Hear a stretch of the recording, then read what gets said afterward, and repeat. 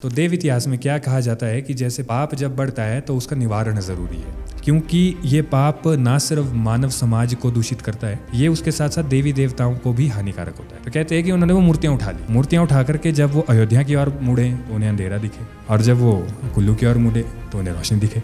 तब वो समझे इसमें भगवान की ही लीला है। दशहरे में जब हमारे देवी देवता चलते हैं तो उनके आगे बहुत सारे साजो सामान चलते हैं, जैसे ढोल नगारा नरसिंगी। क्यों? उसी रूप में इन 18 नागों के अपने अपने जो है नाम भी पड़े। और उस तूफान से क्या हुआ कि ये 18 करड़ू के जो मुख थे, करड़ू के भीतर 18 मुख जो अलग अलग 18 जगह पर स्थापित हो। तो और ऐसा इसमें ऐसा नहीं, इसमें तेजी मतलब बहुत होती है, तेजी बहुत होती जी। आप गुटी का मुंह में डालो और एकदम से अदृश्य होकर के आप जिस स्थान तक आप पहुंचना चाहो। अगर आज भी कोई गुटी का सिद्ध कर ले तो क्या वो गायब हो सकता है? तो आप समझ ही सकते हो, तो टाइम ट्रैवलर ही हो गया एक तरह से। हजारों की संख्या में जब एक जगह पे लोग इकट्ठे हों तो उसको संभालने के लिए भी, उस भीड़ को संभालने के लिए भी पावर भी उतनी ज़बरदस्त चाहिए।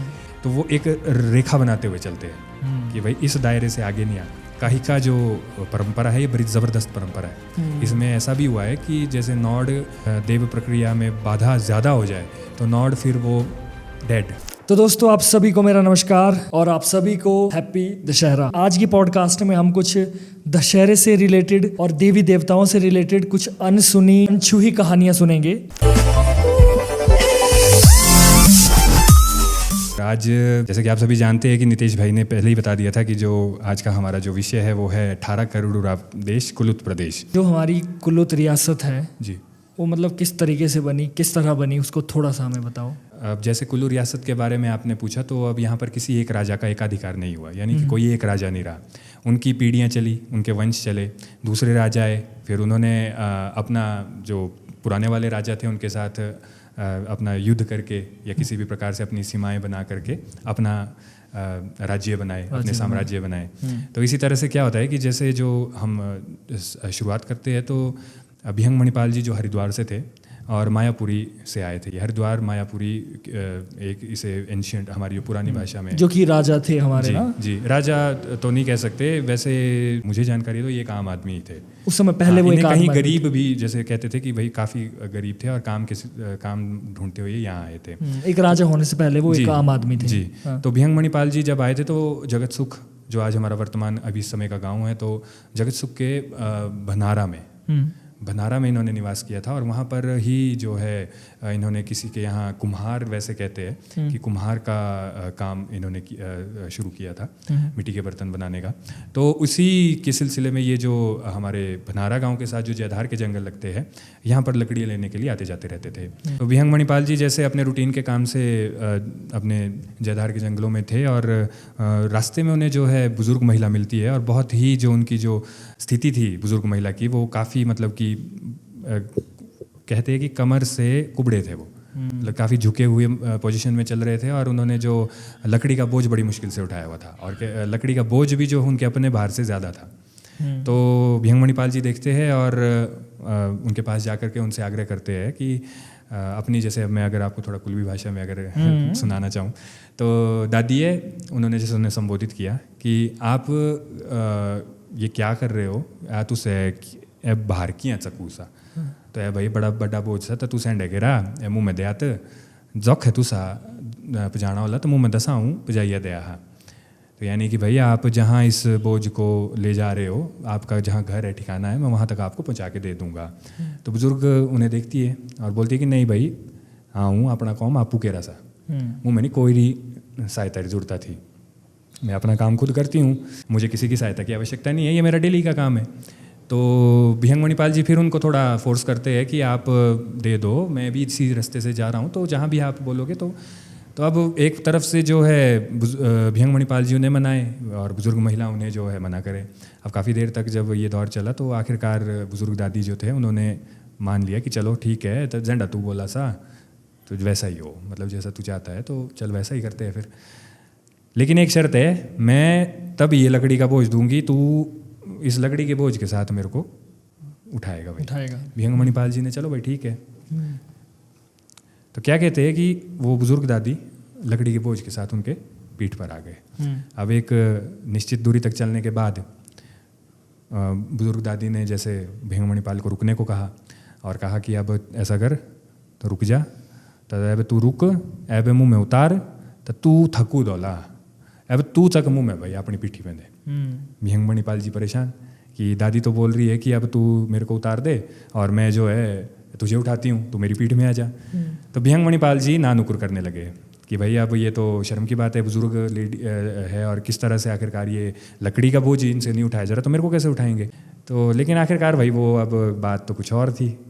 तो होता क्या है कि बड़ी देर तक जो उनकी आपस में चली अब बातचीत, और आखिरकार बिहंग मणिपाल अंत में कि तय चल दादी है तय वह झंडी तू बोल ली तय डावला तय बोर की, मतलब भाई ठीक है मैं मानता हूँ आपकी बात, तो लेकिन आओ सर भाई थोड़ा घर का, भाई मैं बहुत भारी हूँ तो देख लेना आप उठा पाओगे कि नहीं इसके। तो दादी बोलती तू आ जा।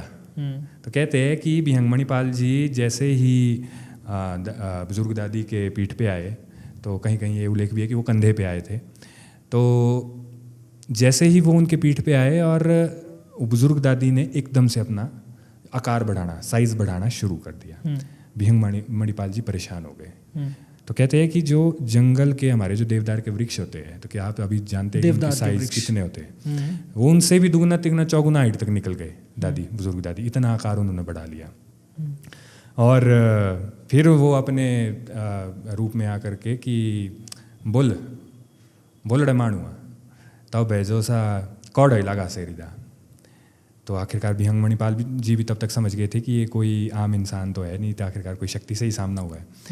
तो तब उन्होंने कहा कि दादी मुँह में लगा सेरीदा ब्यांगणी ने ब्याहूँ और दाढ़ी दलासनी ने जाऊँ।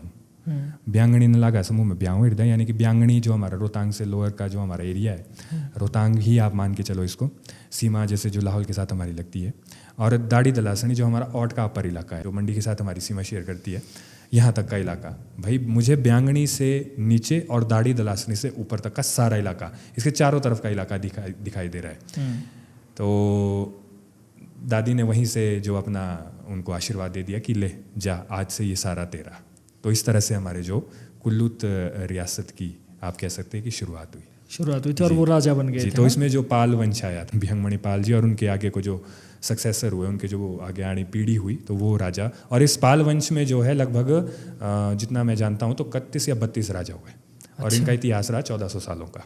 जी, तो इस तरह से जैसे हमारे कुल्लू में हमारे राम जी की मूर्तियाँ हैं हमारे कुल्लू में जी, उनका आगमन कैसे हुआ और जो राजा को कुष्ठ रोग था उसकी कहानी क्या थी?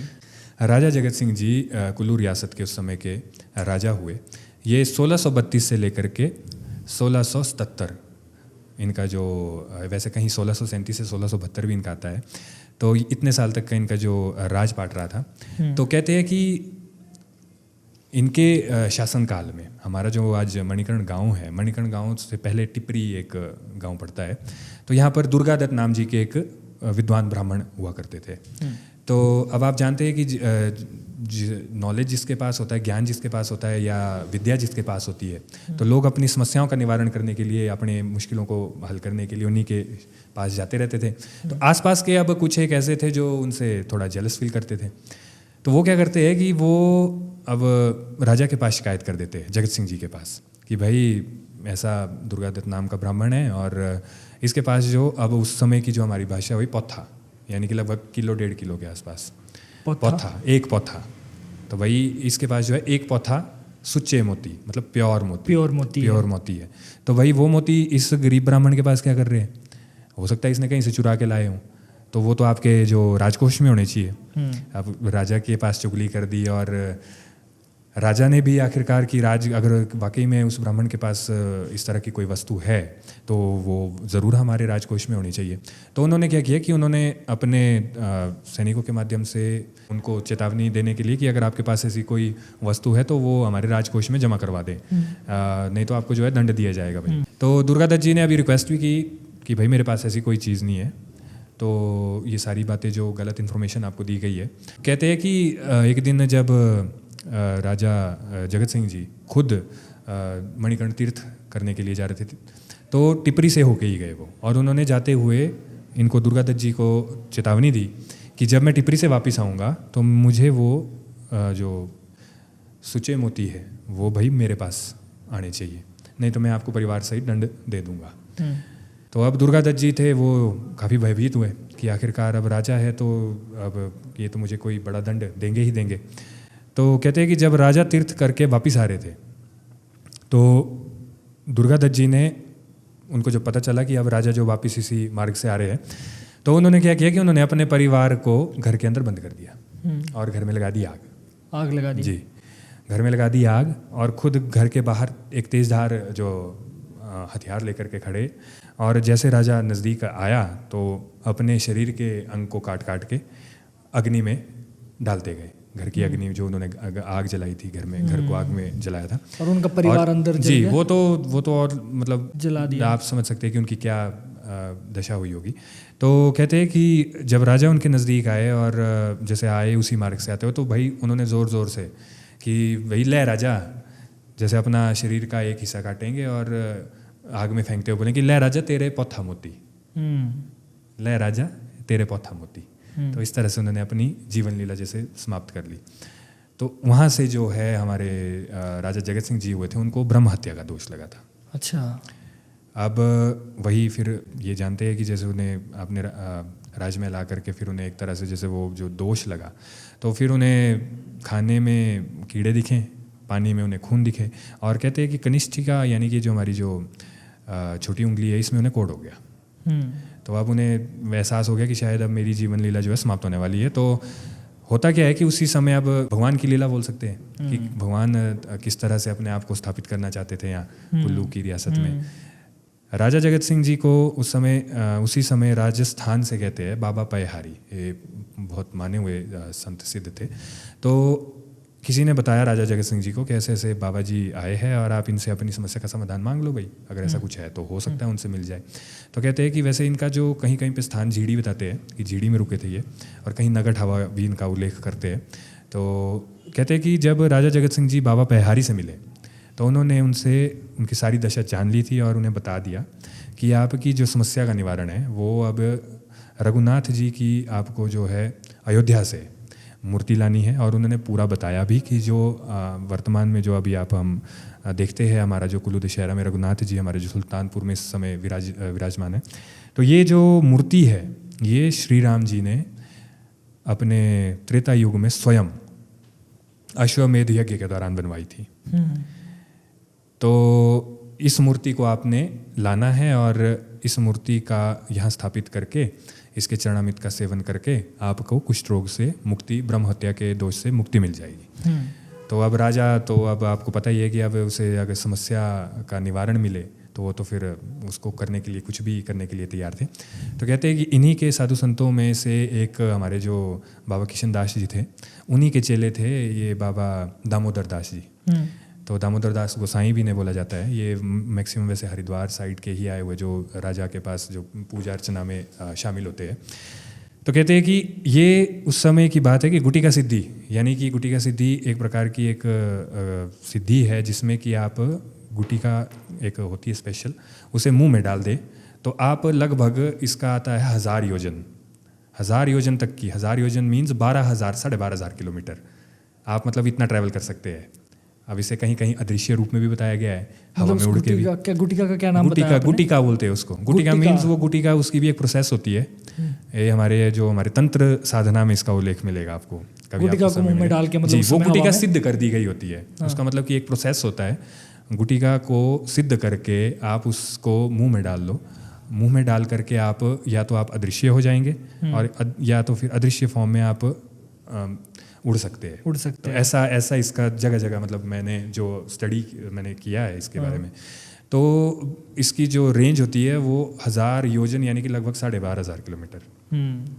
तो और ऐसा इसमें ऐसा नहीं, इसमें तेज़ी मतलब बहुत होती है, तेज़ी बहुत होती जी। आप गुटिका मुंह में डालो और एकदम से अदृश्य होकर के आप जिस स्थान तक आप पहुंचना चाहो। अगर आज भी कोई गुटिका सिद्ध कर ले तो क्या वो गायब हो सकता है? आप समझ ही सकते हो, तो टाइम ट्रैवलर ही हो गया एक तरह से। पर कहीं ना कहीं अगर मतलब कोई ऐसे मतलब कोई ऐसे आज भी होंगे, जी, हो सकते हैं, बिल्कुल हो सकते हैं, कहीं जो कि सामने नहीं आते दुनिया के।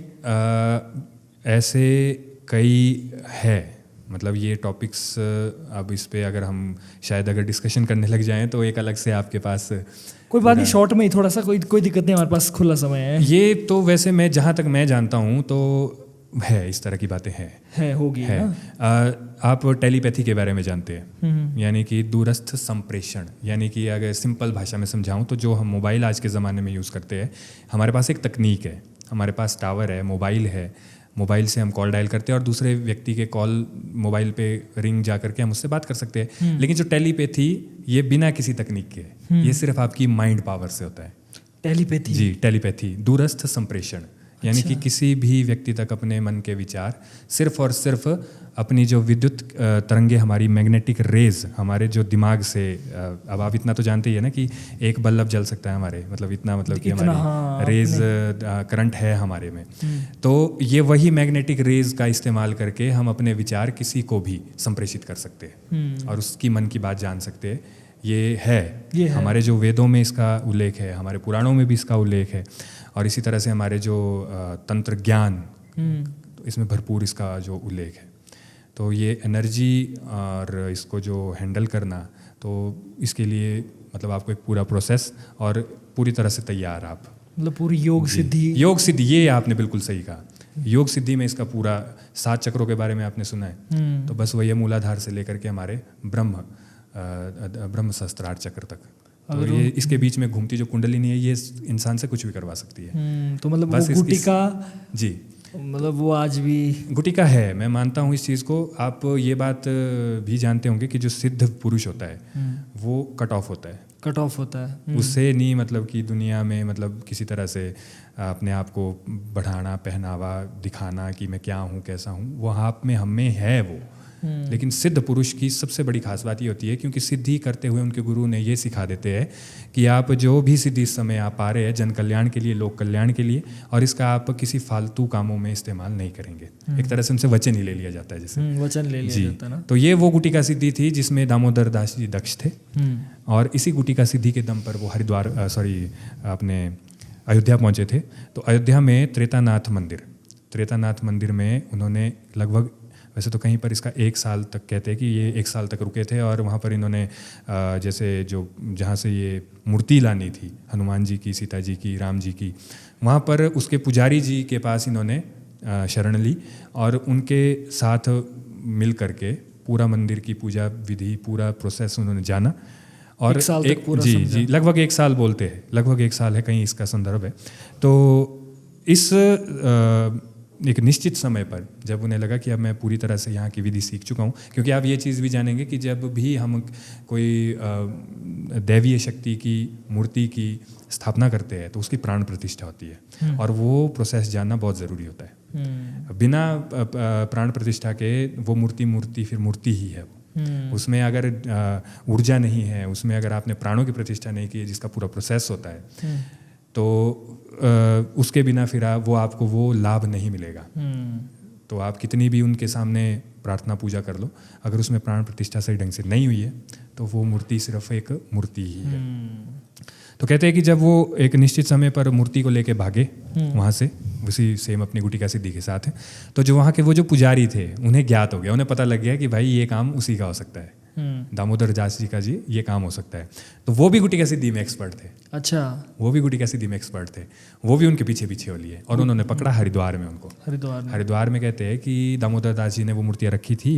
अब क्योंकि आप जानते हैं कि अब वो प्राण प्रतिष्ठित ही थी, राम जी की जो मूर्ति थी, और वो थी मात्र अंगूठे के साइज की, मात्र अंगुष्ठ मात्र बोलते हैं। और अभी भी आप राम जी की जो हमारी जो मूर्ति देखेंगे तो बाकी वो अंगूठे के साइज की है। कहते हैं कि हमारी जो आत्मा है उसका साइज इतना है जी। अच्छा। हमारे शरीर में उसका जो साइज है वो मात्र अंगुष्ठ के बराबर, एक लौ भी बोल सकते हैं, दीपक की बाती के समान जो जलती रहती है, तो मात्र अंगुष्ठ के समान। और जो मूर्ति थी वो मात्र, और कहते भी है कि वास्तुशास्त्र के नियम के अनुसार जो भगवान की मूर्ति प्राण प्रतिष्ठा करके जो हो एकदम से, तो वो अंगुष्ठ मात्र, मतलब अंगूठे के साइज की।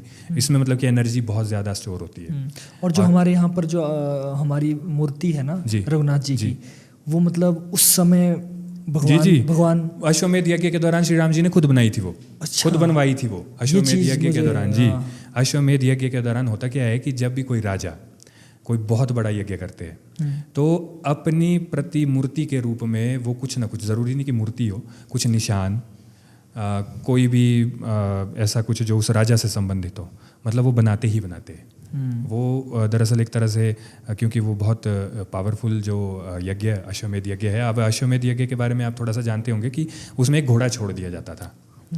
उस यज्ञ में एक घोड़ा छोड़ दिया जाता था, तो जिस भी राज्य की सीमाओं से वो घोड़ा गुजरता था तो वो राज्य या तो सहर्ष अपने आप को उस अश्वमेध जो यज्ञ करने वाला जो राज्य है उसके साथ मिलने की सहमति करते थे, नहीं तो अगर वहाँ के जो नहीं करते थे तो फिर उनसे युद्ध करके वो साम्राज्य अपने अधीन कर लिया जाता था। अच्छा। तो इसमें ही आपने एक रामायण में आपको आया होगा, देखा होगा कि लव और कुश ने वो घोड़ा पकड़ा था। यस यस यस, आपको इसकी जानकारी होगी थोड़ी सी जानकारी। जी। तो लव और कुश ने वो घोड़ा पकड़ा था और लक्ष्मण जी गए थे और उन्होंने लक्ष्मण जी के साथ काफ़ी ज़बरदस्त युद्ध किया था और तब उन्हें आभास हुआ था कि ये कोई आम बालक नहीं है। तो श्री राम जी भी गए थे और इसी तरह से जो उनको आपस में मिले थे, मतलब वो श्री राम जी और लव कुश जी। तो चलिए ये तो अलग है, लेकिन इस तरह से जब वो गुटिका सिद्धि करके जो वहाँ के जो पुजारी थे, जोधावर जी उनका नाम था, और वो दामोदर दास जी के पीछे हुए जिनको उन्होंने हरिद्वार में पकड़ा, तो वहाँ पकड़ करके उन्होंने बोला कि भाई ये मूर्तियाँ वापस दे दो, भाई ये हमारी है और इन्हें हम कहीं किसी को नहीं दे सकते। अब दामोदर दास जी वो भी कोई काम है, आखिरकार उनको भी आदेश थे तो करना तो बनता था। तो दामोदर दास जी ने कहा कि भाई मैं ये अपने लिए नहीं ले जा रहा हूँ, हमारे राजा है, उनको पूरा उन्होंने किस्सा सुनाया कि क्या हुआ, कैसे हुआ है, तो इसलिए मैं इन मूर्तियों को जो है अपने कुल्लू ले जा रहा हूँ। लेकिन जोधावर जी वो भी कहाँ मानते, तो कहते हैं कि उन्होंने वो मूर्तियाँ उठा ली वापस ले जाने के लिए। वापस ले जाने के लिए उन्होंने मूर्तियाँ उठा ली। मूर्तियाँ उठा करके जब वो अयोध्या की ओर मुड़े तो उन्हें अंधेरा दिखे, और जब वो कुल्लू की ओर मुड़े तो उन्हें रोशनी दिखे।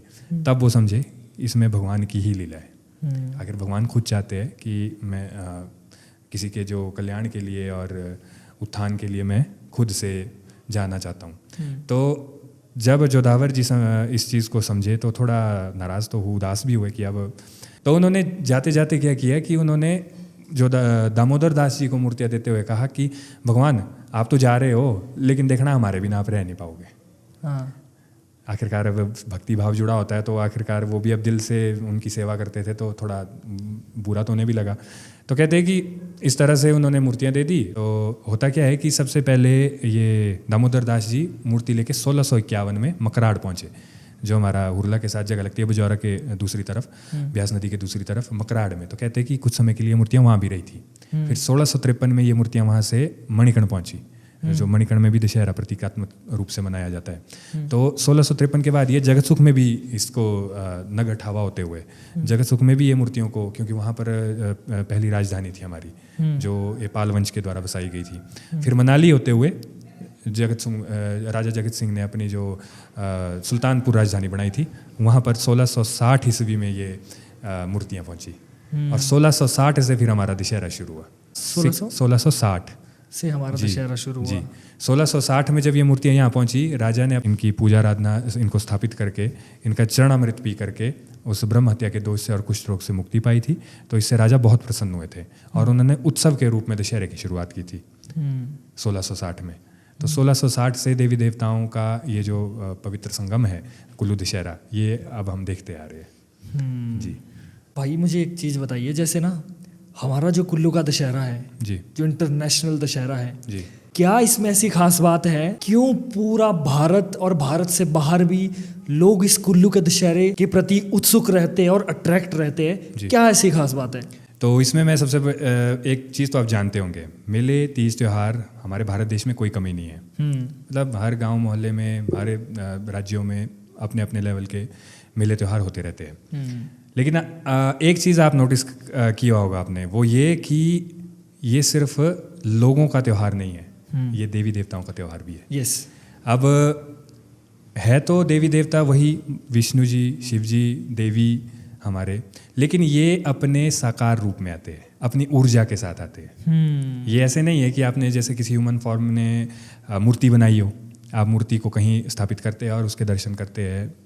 ये साक्षात रूप में आते हैं। अब लगभग आप इतने समय से दशहरा देखते आए हैं, तो जो है देवी देवताओं के रथ। अब हम सबसे बड़ी बात जो करते हैं, जो खास बनाती है हमारे कुल्लू दशहरे को, तो वो जो हमारे देवी देवताओं के रथ, जो अपनी पूरी ऊर्जा के साथ, पूरे लाभ लश्कर के साथ रघुनाथ जी के पास हाजिरी भरने आते हैं। ना सिर्फ आप और हम इंसान रूप में, बल्कि देवी देवता भी इतने ही हर्षोल्लास के साथ कि ये भी जैसे हम पूरा साल वेट करते हैं सितंबर अक्टूबर का दशहरे के लिए, वैसे ही हमारे जो देवी देवता है ये भी इंतज़ार करते हैं।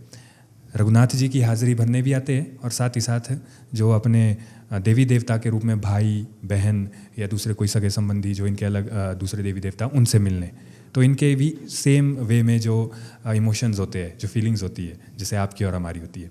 तो यही जो सबसे बड़ी मैं बात मानता हूँ, खास बात मानता हूँ कि हमारे साथ हमारे देवी देवता भी साक्षात रूप में कुल्लू दशहरा में हाज़िरी भरने आते हैं रघुनाथ जी की। तो यही बात है जो कुल्लू दशहरा को एक यूनिक बनाता है। चलो, देवी देवताओं की बात आपने की जी, तो जैसा देवी देवताओं से ही मुझे एक बात सवाल आता है दिमाग में जी, जो हमारे नाग धूमल जी है जी, कि सर्वमान्य भी कहा जाता है और बहुत लोकप्रिय देवता भी है, जी। उनकी कहानी क्या है और क्यों उनको एसपी का खिताब दिया गया है, और इसी से रिलेटेड कुछ और कहानी। अब एक मैं आपके सामने एक बात क्लियर करता हूँ। हमारे जितने भी देवी देवता है वो एक अपने अपने लेवल की एनर्जी फॉर्म के साथ आते हैं। उग्र, महाउग्र या फिर शांत सौम्य स्वभाव के भी है, ऐसे नहीं। जो नाग धूमल जी है उनकी शक्ति बहुत ज़बरदस्त है। ये बात तो वो महसूस करते हैं जो रथ जिन्होंने उठाते हैं। अब महादेव जी है, बिजली महादेव जी, ज्वाणी महादेव जी या हमारे पिरडी थान जी जो महादेव के रूप में इनके रथ है, तो आप जानते हैं कि महादेव साक्षात महाकाल है और तांडव पे अगर ये आए तो सृष्टि का फिर विनाश ही तो नाग धूमल जी इन्हीं की एक प्रकार से शक्ति है। और जो आप एसपी की जो बात कर रहे हैं, अब यही जैसे कि अब जनमानस का सैलाब उमड़ता है हमारे कुल्लू दशहरे में, रथ के इर्द गिर्द सभी रघुनाथ जी के दर्शन करना चाहते हैं। उससे क्या होता है, थोड़ा सा जो सिस्टम है, थोड़ा सा ट्रैफिक जैम की जैसे समस्या हो जाती है। अब रघुनाथ जी का रथ आप जानते हैं कि रथ ग्राउंड से लेकर के पहले दिन जो अस्थाई शिविर तक लाया जाता है, तो अब काफ़ी भीड़ भी होती है। अब इंसान को कितना संभाल सकता है। अब ऐसी जो हज़ारों की संख्या में जब एक जगह पे लोग इकट्ठे हों तो उसको संभालने के लिए भी, उस भीड़ को संभालने के लिए भी पावर भी उतनी ज़बरदस्त चाहिए। तो ये काम हमारे धूमल जी से ज़बरदस्त कोई मुश्किल से ही कर सकता है। तो धूमल जी क्योंकि फिर उन्होंने एक तरह से वो जैसे थानेदारी ही ले रखी है कि अब रघुनाथ जी का जो रास्ता मैंने क्लियर करना है ताकि इजीली इनका जो रथ है वो आगे बढ़ सके।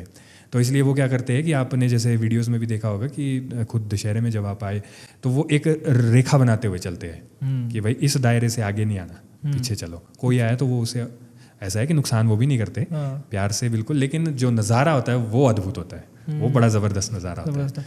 नाग धूमल नाम जी के पीछे क्या बात है, क्यों नाम है नाग? वैसे धूमल नहीं, इसे हम धुम्बल जी, नाग धुम्बल यानी कि जो धुएं से भरा हुआ। कहते हैं कि वासुकी नाग जी, नागों में श्रेष्ठ शेष नाग जी, वासुकी नाग जी। तो वासुकी नाग जी सौर गांव में एक बार अवतरित हुए। वहाँ एक समय किसी, वैसे तो घुग्गड़ दानू राक्षस बोलते हैं, राक्षस इसको, तो उसका उत्पात था। तो कहते हैं कि वासुकी नाग जी ने वहाँ के लोगों को, उस घुग्गड़ दानू जो राक्षस था उससे उसको मारा था। अच्छा। वहाँ के जो लोग थे उनकी रक्षा की थी जैसे। तो ऐसा भी इसका उल्लेख आता है कि जैसे जो वहाँ की जो जिस घर में वो ठहरे थे जैसे, तो वहाँ के परिजनों ने अपनी बेटी का विवाह उनसे करवाया था। अच्छा जी। तो फलस्वरूप क्या हुआ था कि उनके नागों के रूप में बच्चे हुए थे। अच्छा जी, नागों के रूप में बच्चे हुए थे।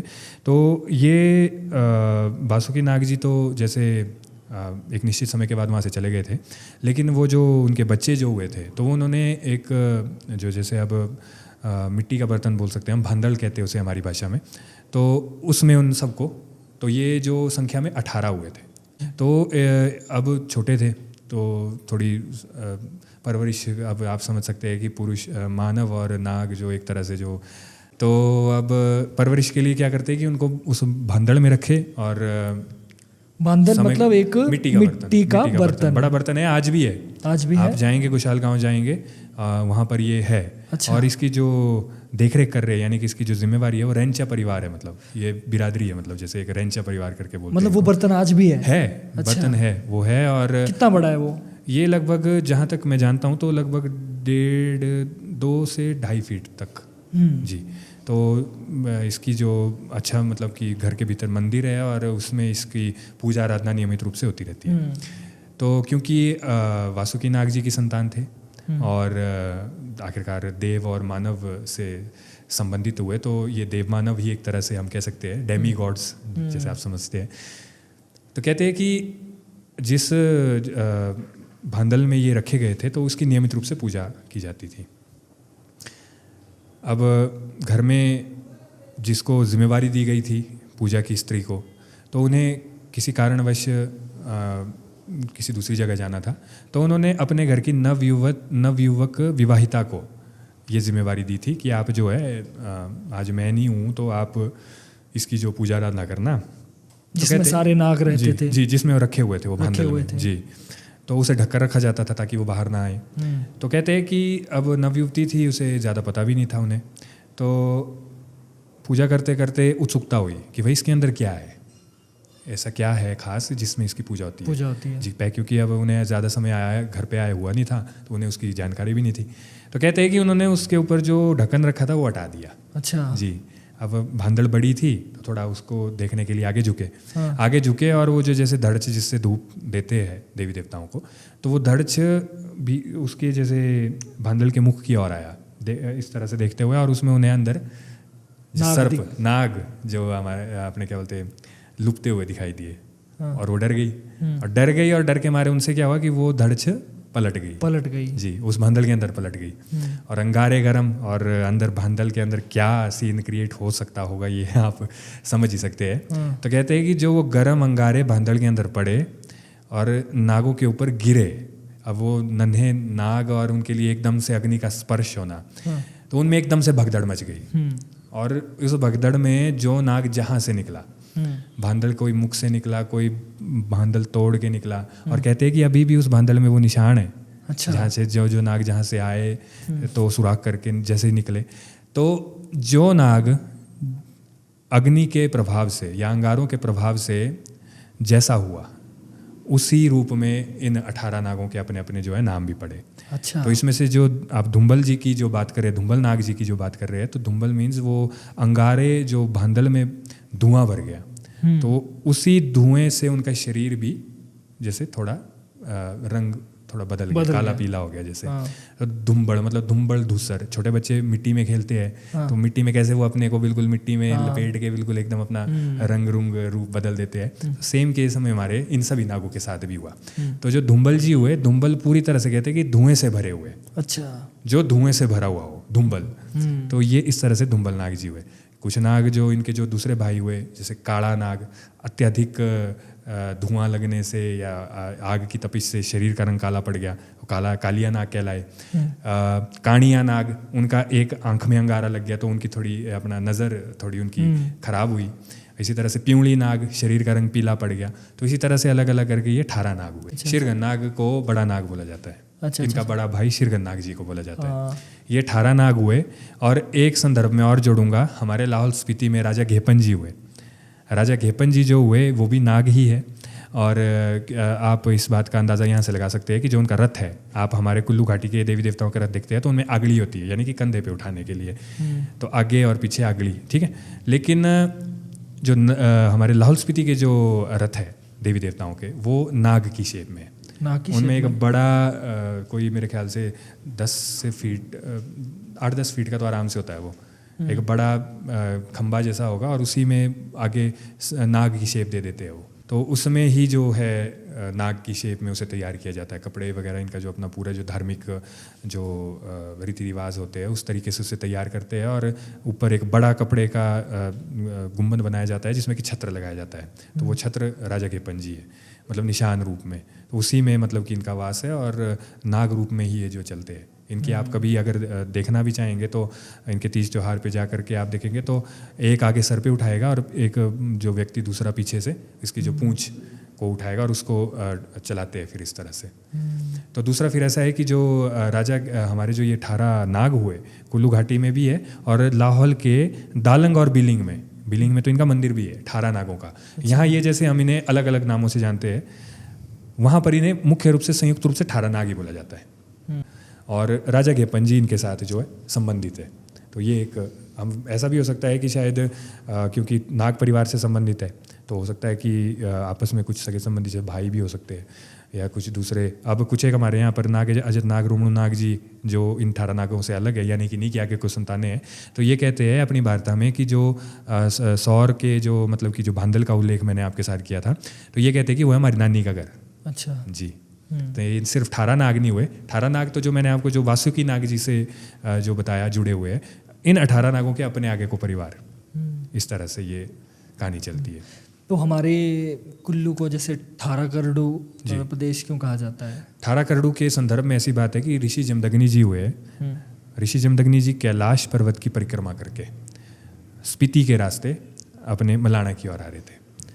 तो अब आखिरकार इन्होंने चंद्रखणी पर जैसे तपस्या की थी इन्होंने, वैसे तो इसका हामटा के आसपास उल्लेख होता है इसका, तो इन्होंने जैसे तपस्या की थी और देवी देवताओं से वर के रूप में, आशीर्वाद के रूप में उनके जो जैसे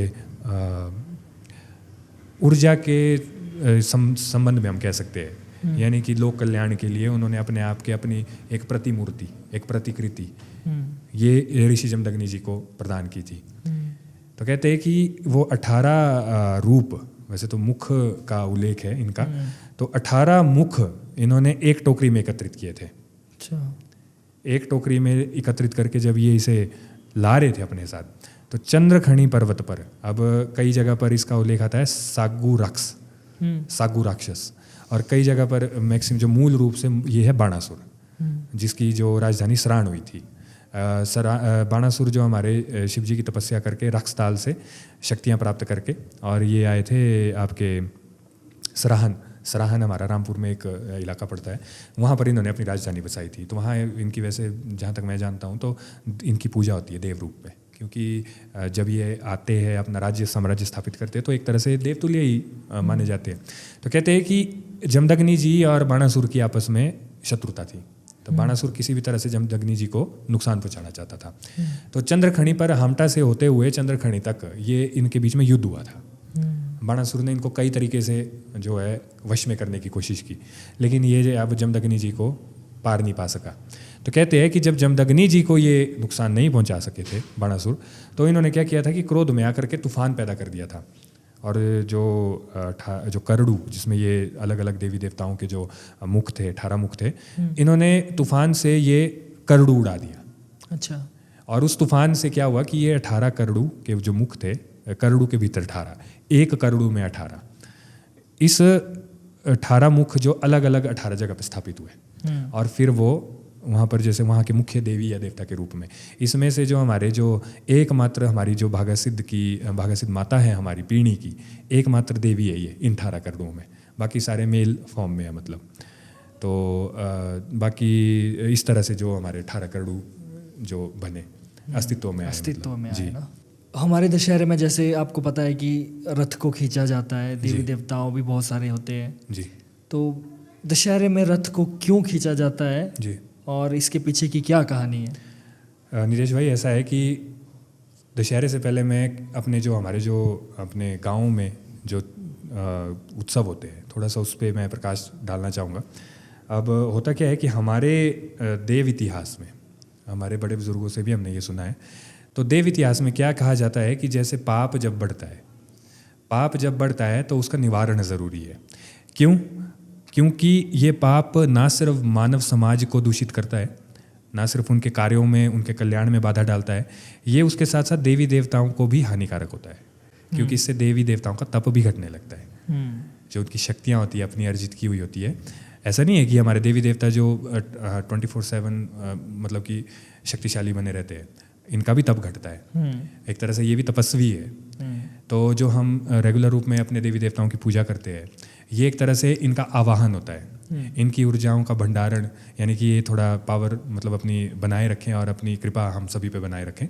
तो इसी तरह से जैसे आपने काई का उत्सव सुने होंगे, काई का उत्सव होता है। उसमें जैसे कि काई के आपने ऐसे सुने होंगे कि जैसे नड़ जो है वो बेहोश हो जाता है, मूर्छित हो जाता है, और उसके बाद एक विशेष प्रक्रिया के बाद उसे जीवित फिर से किया जाता है। ये कहानी सच अभी होती है? जी होती है ये। अभी हमारे कई ऐसे गाँव हैं। काहिका में सबसे बड़ी जो यही भूमिका होती है जो मैंने आपको बताया कि जब पाप बढ़ेगा तो देवी देवता उसके निवारण के लिए अपने अपने जो जहाँ ये स्थापित होते हैं तो वहाँ पर ये करते हैं, इसके अनुमति देते हैं, मतलब काहिका की अनुमति देते हैं। अब काहिका का उल्लेख इस तरह से कर सकते हैं आप कि एक बहुत बड़े लेवल पर जो शक्तियों का जागरण, जी, शक्तियों का जागरण। तो इसमें जैसे कि जो वहाँ के मूल देवता होते हैं उनकी सहमति अनुमति से ही इसका आयोजन किया जाता है।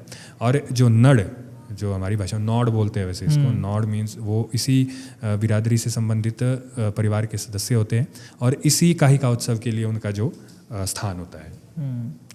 तो कहते हैं कि इसका जो मैं सिंपल सी भाषा में आपको समझाऊं तो जो वो पाप की गठरी, मतलब कि उस ना सिर्फ अपने गांव की बल्कि उनके दायरे में जितने भी समूचा समाज आएगा उन सब के पापों की गठरी को वो नौड़ अपने साथ स्वर्ग की ओर ले जाता है।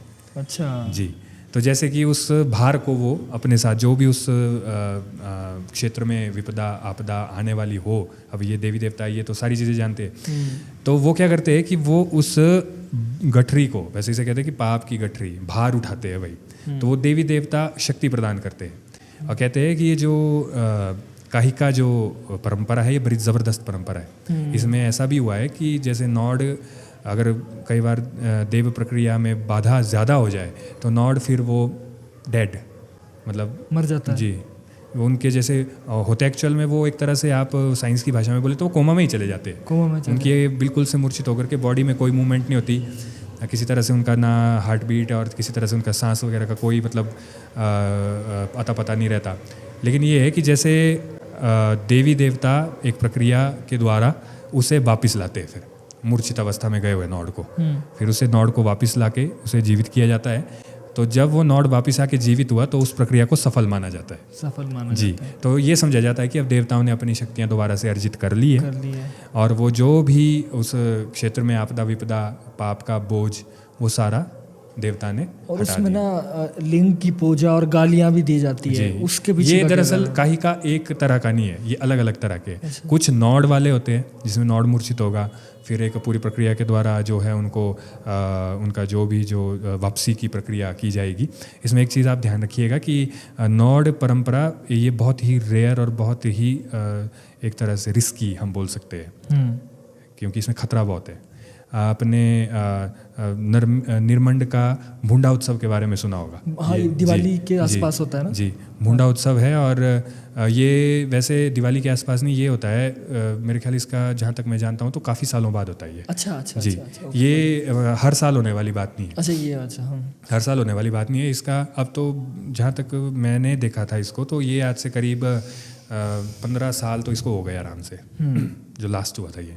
और इसमें एक बड़े रस्से से खाई को क्रॉस किया जाता है और ये इस वाली जो हमारी जो कुल्लू घाटी की जो नौड़ परंपरा है इससे थोड़ी डिफरेंट है। ये इसमें मूर्छित नहीं होता नौड़, इसमें वो बैलेंस बना के रस्से पर बिना किसी सहारे के, और ये रस्से और ये होती है काफ़ी हाइट पे, और इस रस्से का जो ट्रैवल होता है ये मेरे ख्याल से कम से कम 200-300 मीटर से तो ज़्यादा ही होता है। जी, और इस पे जो ये जो व्यक्ति को जो स्लाइड करवाया जाता है बिना किसी बैलेंस के। अच्छा, इसमें किसी तरह का इक्विपमेंट यूज़ नहीं होता, कोई इसमें कोई रोप्स नहीं लगती उनके स्पोर्ट के लिए, सिर्फ एक छोर से दूसरे छोर पर जो है रस्सा लगेगा और नीचे होगी गहरी खाई। मतलब अगर नौड़ गया तो फिर वो बैलेंस से गिरा। दरअसल वो जो बैलेंस जो बनाया जाता है वो बैलेंस ही देवता की शक्ति होती है। अच्छा जी, वो मतलब कि वो होता है पूरी तरह से देवता की शक्ति पे, और वो अगर एक छोर से दूसरे छोर को पार कर गया वो सफल हो गया। वो सफल हो गया और उसने उस क्षेत्र, जैसे हमारे यहाँ पे मूर्छित होकर के होता है वैसा मूर्छित होकर जो दोबारा जीवित पेट में तीर मारते हैं, वो पता है वो है सच या नहीं है? ये पेट में नहीं मारते, ये हवा में छोड़ा जाता है। अच्छा, हवा में छोड़ा जाता है। हवा में ये जो नौड़ जो मूर्छित होता है, तीर को हवा में छोड़ा जाएगा, हवा में छोड़ते ही वो मूर्छित हो जाएगा। अच्छा। यानी कि वो प्रतीकात्मक रूप से कि इसकी आत्मा स्वर्गलोक की ओर निकल गई है। जी, और उस आत्मा को वापस लाना पड़ता है, वो देवी देवताओं का जोर होता है। अच्छा जी, वो देवी देवताओं का जोर होता है, नहीं तो अगर वो आत्मा वापस नहीं आ पाई तो देवी देवताओं की शक्तियाँ क्षीण, यानी कि आप समझ लो कि वो नल एंड वाइड, यानी कि वो एक तरह से फिर वो दोबारा से नई प्रक्रिया करनी पड़ती है। मतलब कि उस परिवार का तो चलो नुकसान होना वो अलग बात है, लेकिन देवी देवताओं की भी स्थापना दोबारा से करनी पड़ती है। उनका पूरा सिस्टम, उनका पूरा प्रोसेस वो दोबारा नए सिरे से होता है। मतलब काहिका बड़ा काहिका बहुत ज़बरदस्त चीज़ है, बहुत ज़बरदस्त चीज़ है ये। और रिस्की भी, रिस्की तो बहुत है देवी इसमें। देवताओं के लिए जी, सबसे ज़्यादा। जो मैंने आपके साथ निर्मंड के भूंडा उत्सव की जो बात की थी, इसमें तो यदि जो हमारे जो नॉड जो उस समय होते हैं, जो स्लाइड करवाए जाते हैं, गलत अगर कहीं उनकी बैलेंस ख़राब होने से खाई में गिरे या उनकी डेथ हुई, तो कहते हैं कि देवता का, वहाँ के जो देवता है उनका सारा सोना गहना रथ का हो या उनका जो भी उनके पास उपलब्ध होता है, वो सारा उस नॉड की पत्नी को मिलता है और देवता के रथ को जला दिया जाता है। अच्छा जी, आज तक कभी हुआ है ऐसा? जी, ऐसा डेथ के बारे में तो मैंने नहीं सुना, लेकिन सक्सेस ज़रूर हुए। सक्सेस ज़रूर हुए और उस आदमी को देवता के रथ पे बिठा के पूरे गांव के चक्कर लगवाए जाते हैं। उस आदमी को देवता के रथ पे बिठाया जाता है उनको, देवता के साथ। जी, क्योंकि उन्हें एक तरह से देवता का ही दर्जा मिल जाता है, क्योंकि एक तरह से वो, ये जो प्रोसेस होता है ना भूंडा का, ये भूंडा का प्रोसेस, वो आदमी एक तरह से संन्यास धारण कर लेता है, अपने घर परिवार से दूर हो जाता है। वो पूरा 1 साल के लिए खाना खुद बनाएगा, अपना पूरा रहन सहन का इंतजाम खुद करेगा, अपने परिवार से उसका कोई लेना देना नहीं होता। उत्सव का क्या नाम बताया आपने? भूंडा उत्सव। भूंडा उत्सव। तो इसमें एक स्पेशल घास होती है, उस घास की मुझे नाम की जानकारी नहीं है, तो उसका मोटा रस्सा बनाता है, वो घास का रस्सा भी खुद बनाते हैं, यही नॉड। मतलब ये पूरी प्रक्रिया उन्हें खुद करनी होती है, एक तरह का तपी है वो। तो देवता का पूरा सहयोग होता है उसमें, क्योंकि वो देवता ही है जो अपने साथ साथ अपने पूरे समाज की सुरक्षा के लिए इसमें जो बढ़ चढ़ के भाग लेते हैं। तो उस प्रोसेस को होने के बाद, जैसे वो मान लो उसकी ऊपर से वो वापस आ गए देवताओं की शक्ति से, उसके बाद वो अपनी नॉर्मल लाइफ जी सकता है? हाँ, नॉर्मल, बिल्कुल अपनी नॉर्मल। सिर्फ जैसे मान लो 1 जनवरी 2024 को ये भूंडा उत्सव होना है, मैं एग्जांपल दे रहा हूँ आपको, तो 1 जनवरी 2023 से वो बिल्कुल अपने परिवार से कट ऑफ हो जाएंगे पूरे 12 महीने के लिए। और ये होता 15 साल बाद है? नहीं, इसका जहाँ तक मैं जानता हूँ तो ये भी देवी देवताओं का, जैसे मैंने आपको या काहिका उत्सव का बताया ना, देवी देवताओं के हिसाब से, कि जैसे तिथियाँ पड़ती है कि भाई अब देवता को लग रहा है कि अब कुछ बात ज़्यादा हो गई है, तो अब इस चीज़ को करना ज़रूरी है। आयोजन तभी होते हैं क्योंकि रिस्क फैक्टर है, लाइफ थ्रेटनिंग है, तो इसीलिए इन्हें किया भी बहुत ही लिमिटेड, मतलब कि देवी देवताओं को ये, इसमें जो मैं आपको एक सीधी सी बात बता देता हूँ कि जो भी ये बातें हैं, ये सारी देवी देवताओं से, हम खुद से कुछ नहीं कर सकते। जी, जैसे हम दिवाली मनाते हैं, जैसे हम कोई दूसरे तीज त्योहार, रक्षाबंधन, होली मनाते हैं, चलो ये तो हमारे द्वारा निर्धारित है कि चलो पंचांग वगैरह देख करके, लेकिन इस पंचांग से भी एक अलग पंचांग है, वो इन देवी देवताओं के हाथ में। वो सिर्फ ये अपने गुरु के माध्यम से कभी भी कहीं भी प्रकट करके कि भाई अब ऐसी है, तो इस क्षेत्र में या इस समाज जगह में किसी प्रकार की आपदा विपदा का संकेत है, तो भाई अब मैं अपना जो कार्य है, देवी देवताओं का अपना जो कार्य है, एक आपके और हमारे कार्य, एक देवी देवताओं के अपने कार्य, तो इसको हम जो अब करने वाले हैं, तो उसके लिए अब साथ जो है सारे अपना अपना योगदान दें। और जो काहिका बोला ना आपने, जी, उसमें भी वही सेम वो होता है? जी, इसमें बस हमारे यहाँ जो है कोई रस्सा यूज़ नहीं किया जाता, इसमें बस तीर छोड़ करके वो जो विशेष नॉड जो होते हैं उनको, वो मूर्छित हो जाते हैं। अगर उनको कुछ होगा तो वो सारा सेम वही है। पर हमारे काहिके में भी आज तक ऐसा हुआ कभी नहीं हुआ? अब इतना तो वैसे नहीं है, भगवान करे ऐसा कभी हो भी ना, किसी के साथ भी ऐसा ना हो, क्योंकि देवी देवता आपके हमारी सुरक्षा के लिए ही एक तरह की बाउंड्री वॉल लगाते हैं, और आप हम में से ही वो इस तरह से जो प्रोसेस करते हैं। तो इस भूंडा उत्सव को जो है नरमेध यज्ञ के नाम से भी बोला जाता है। भाई हमारा टॉपिक रह गया, हम बात कर रहे थे कि रथ को क्यों खींचा जाता है। जी, तो इस तरह के टॉपिक से हम थोड़ा अलग निकल गए। बिल्कुल जो जहाँ तक बात पहुँचती है हमें, तो कोई दिक्कत नहीं। तो रथ खींचने का मैं आपको वही बताता हूँ, रथ को खींचने का मेन मकसद ये है कि सबसे खास बात हमारी ये है कुल्लू दशहरे की पूरे भारतवर्ष में, विजयदशमी, यानी कि जिस दिन बाकी जगह पर लंका दहन किया जाता है और हमारे यहाँ पर दशहरे की शुरुआत होती है।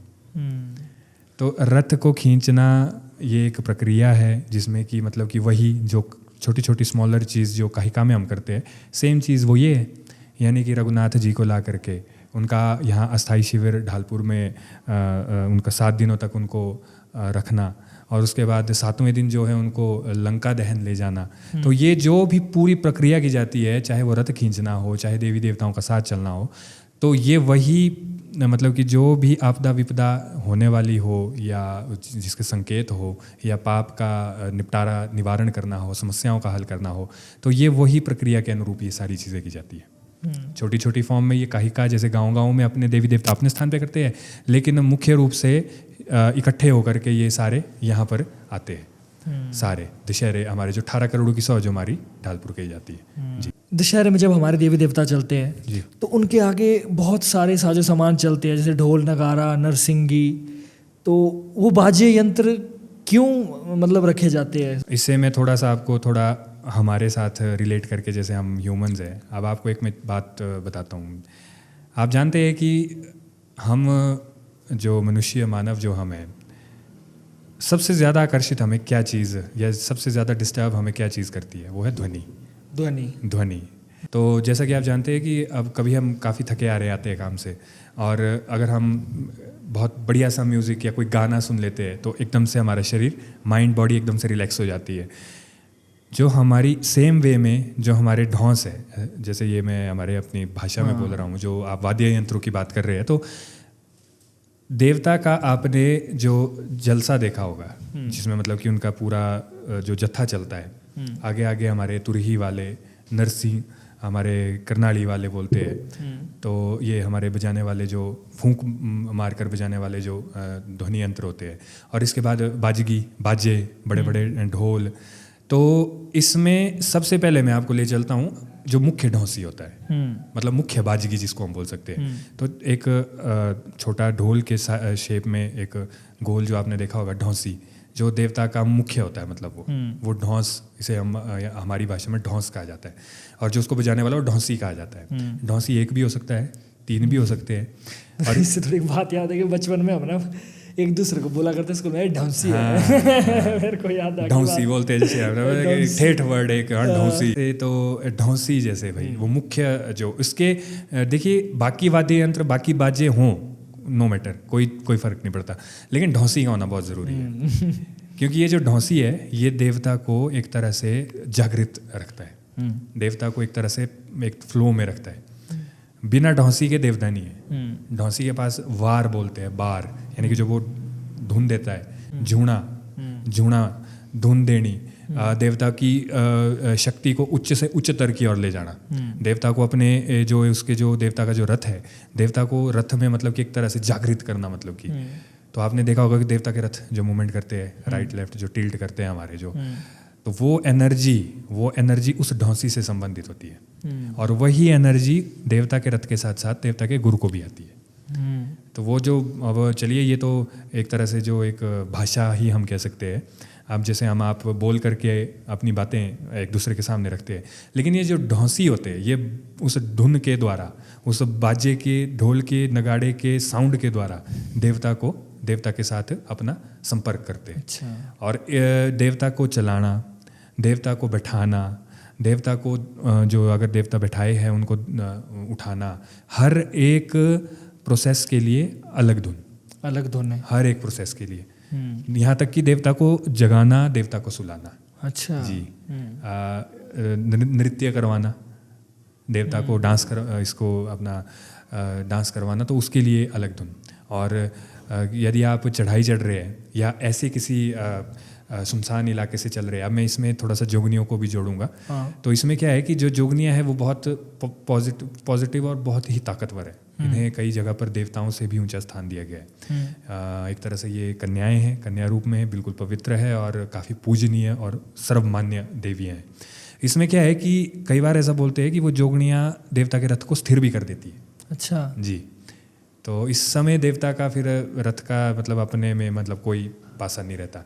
उस समय फिर वो जो धुन, जो ढौंसी की भूमिका आती है, और बाकी जो बाजकियों की और जो दूसरे तरह के हमारे तुरही, करनाली, नरसिंहों की, इसकी भूमिका उस समय ज़्यादा इंपॉर्टेंट हो जाती है। ऐसे फैक्टर हमारे जैसे जंगलों से हम जा रहे हैं या ऐसी कोई जगह जहाँ से नाला क्रॉस करना हो, या कोई ऐसी कोई सुनसान मतलब जहाँ थोड़ा आवाजाही ज़्यादा ना हो, तो ऐसी जगह पर हमारे इनका जो काफ़ी, और जब गुर को जागृत करना हो, जब देवता ने अपने माध्यम से अपने द्वारा गुर को, अब इन्फॉर्मेशन, अब जैसे आप प्रश्न करेंगे देवता से अपनी किसी समस्या को लेकर के, तो देवता तो अब आपके पास डायरेक्ट ना बोल करके गुर के माध्यम से बोलेंगे, क्योंकि हम आप देवता की वो चाल चलन वाली भाषा को नहीं समझ सकते। तो इसके लिए गुर नियुक्त होते हैं देवता के, चेला बोल सकते हैं। तो फिर वो देवता अपने ढौंसी को मतलब एक तरह से कि भाई अब तू जागृत कर, और मेरा मैसेजेस को गुर को मतलब कि फिर देवता रथ के साथ ही गुर की तरफ को कि भाई चल उठ तू, अब यहाँ पड़ गई, अब जरूरत चल उठ। तब देवता एक प्रोसेस में गुर के साथ संपर्क करेंगे और फिर वो पूरी तरह से अपनी एनर्जी ट्रांसफॉर्म करेंगे गुर के अंदर, और फिर वो अपनी बोली, अपनी वार्ता या जो भी प्रश्न जिस किसी भी जनमानस का है उसको वो क्लियर करेंगे, उसके डाउट्स क्लियर करेंगे, उसके प्रश्नों का उत्तर देंगे।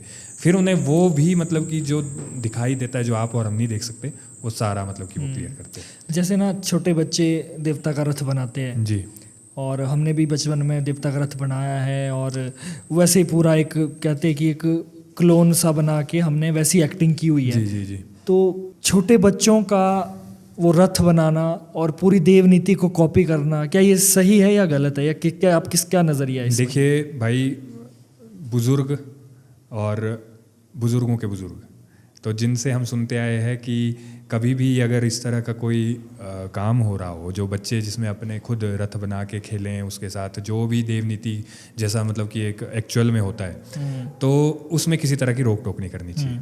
क्यों?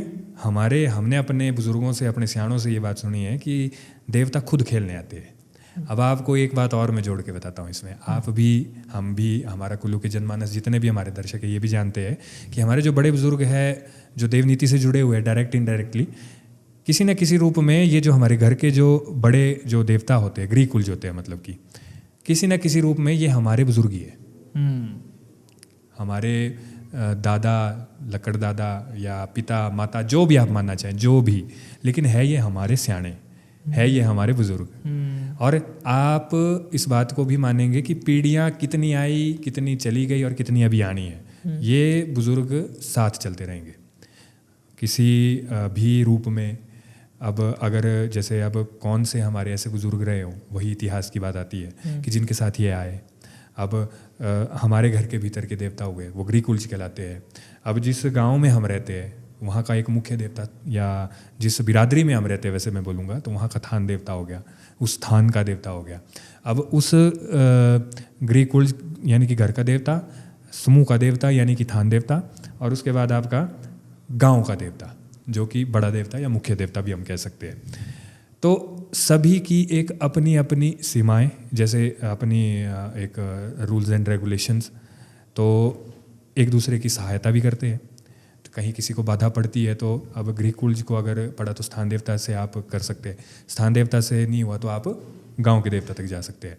अब गांव के देवता के बाद अगर मान लो किसी तरह से अगर उनके पास भी इसका समस्या का हल ना हो, तो फिर आपका जो उस इलाके का देवता, अब हमारे इलाके के देवता हुए बिजली महादेव जी, मनाली की हमारी दादी हिडिम्बा जी, तो अपने अपने घर के हमारे अपने अपने अपने गृह कुल जो हो गए, स्थान के देवी देवता हो गए, और सर्वमान्य देवता हमारे गांव के हो गए।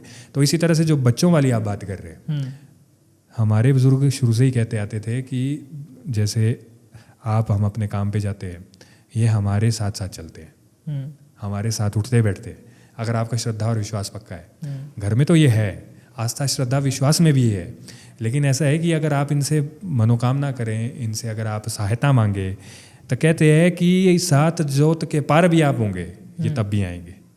ये अपनी वार्ता में भी ऐसा बोलते हैं। ये अपनी वार्ता में, अपनी देव नीति, अपनी देव खेल में भी इस चीज़ को बोलते हैं कि हम हैं भाई आगे।